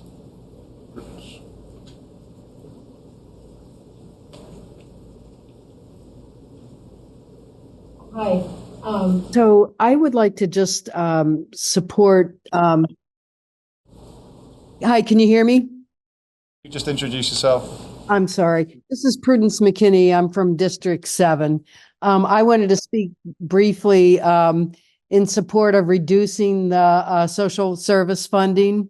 And I say that as somebody who's worked at a local nonprofit and who's on the board of nonprofits and very much value the work that's done. But I think that $461,000 is much too much for a town government to fund. That's really not the role of town government, and that I think reducing that to 1% would still have Brattleboro funding local nonprofits at a much higher rate than most other towns. So I would like to support that reduction to 1%. Thank you.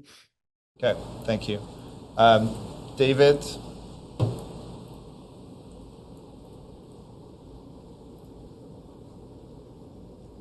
Hi, David Lovenbach. I didn't introduce myself before. I'm David Lovenbach, District 9, and I'm also a member of the Finance Committee, and I fully endorse the resolution that they passed. I wanted to make an observation about the second round of comments that were made by board members, and I want to acknowledge that Mr. Quip said that, this is a matter of solving the FY26 budget problem, and that, the next board will face the FY27 budget. But it's also important to recognize that this year's budget, which is 9% or 12%, I'm getting a little hazy about the numbers, increase will be next year's base budget. And unless you anticipate a giant increase in revenues, what you're doing is you're handing the next board a really messy, nasty problem. Thank you, and have a good evening. Thanks. Okay. Select Board, anything further to say?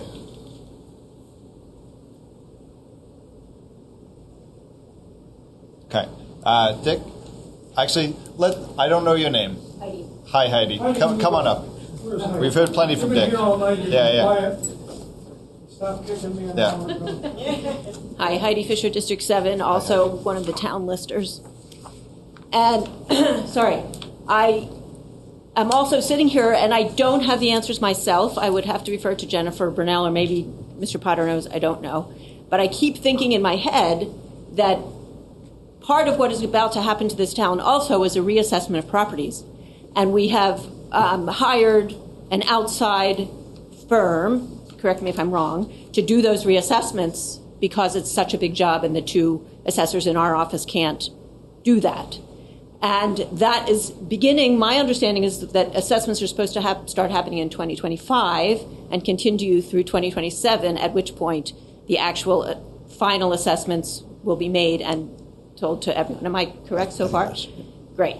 So I also keep sitting here and thinking about the cost of that process to the town, and again, looking forward for the taxpayers of the town who will be being reassessed in all of our properties.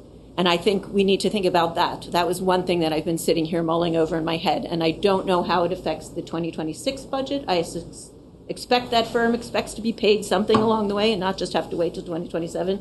I don't know the ins and outs of that, but you may. So there is that in thinking forward, which I don't think anyone has mentioned or is thinking about, and that's about to hit us somewhere along the line soon too. And I also, I'm not quite sure about the comment about EMS. The fire department will be reporting on EMS revenues from billing at the February meeting. And I can also see how, depending on what we learn from that, that may also very much affect this budget going forward. And I think that's a big question that has not also been talked about. So I don't have the answers to any of that, but those are things that I've been sitting here mulling over in my brain thinking, these are two big things no one's talked about that are coming down the pike very soon too, possibly affecting this 2026 budget. Kind of. So the reassessment, the cost of doing the reassessment is paid out of a special fund that is not funded by property taxes, I don't believe. It's not the general fund. Yeah, it's not out of the general fund. The reassessment itself, when that happens, actually, you probably can speak to this way better than I can, so I'm not even going to open my mouth. But properties will be reassessed, and most likely that'll mean their assessed value goes up, but everyone's will go up differently, and then we will have a new sort of like grand list, and that'll be a whole thing. The EMS revenue, there's a budgeted figure in here that's on the conservative side. We've only seen, pretty small amounts of data on revenue that's come in. We've had conversations about it. I think it would be too early to hope for something kind of wildly different than that. But based on what we've kind of seen so far, I would imagine we'll probably be looking at something that's a little better than our very conservative projection, which will have a positive impact on the budget. But I don't want to be gazing into a crystal ball on that. All right, Dick, and then we're going to wrap it up. When I asked my question before, no one gave me the answer, so I'm going to hope you're going to get that answer for me. What happens if RTM rejects the use of the surplus funds because you need their permission?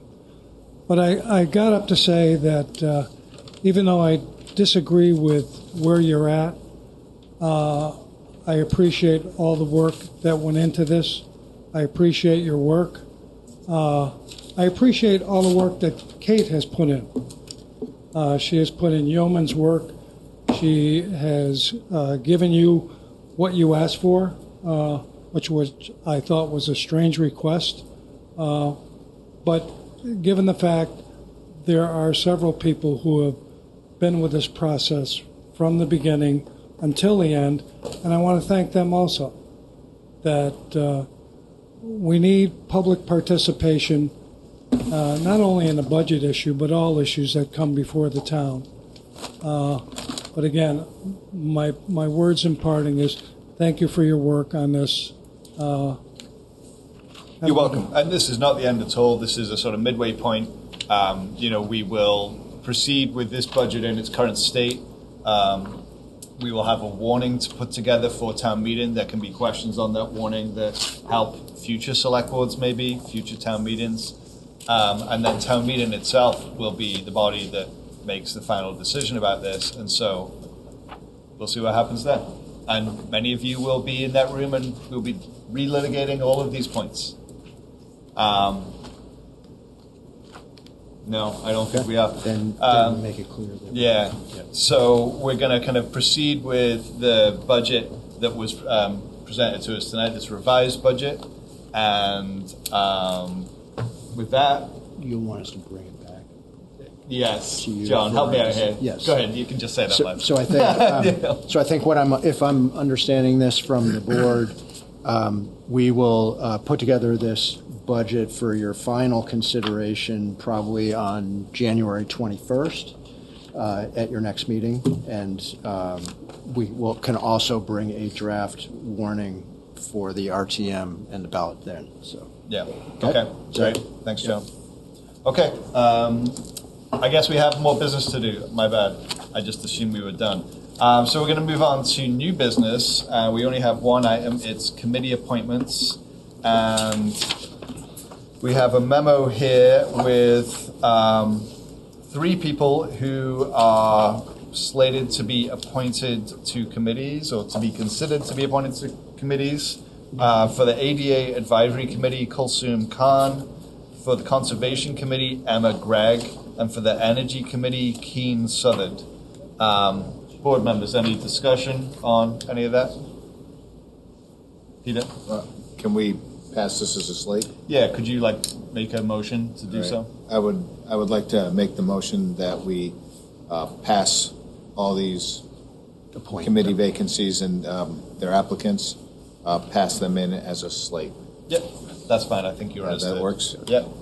Any discussion? They all seem qualified for their roles that they're seeking. Yes, they do. Very qualified. Yeah. Anything further? Okay. So Peter made a motion to appoint to the ADA Advisory Committee Kulsum Khan, to the Conservation Commission Emma Gregg, and to the Energy Committee Keen Southard, and to appoint them all as a slate. All those in favor of that motion, please raise your hand and say aye. Aye. Aye. That passes 5-0. They are appointed. Thank you for your interest in town government. And with that, I'll take one final motion. I think that's Liz's job. Liz? I move to adjourn. Liz made a motion to adjourn. All those in favor, please raise your hand and say aye. Aye. Aye. Passes 5-0. Thank you so much to interpreters, to BCTV, and to members of the public. And we'll see you in a couple of weeks.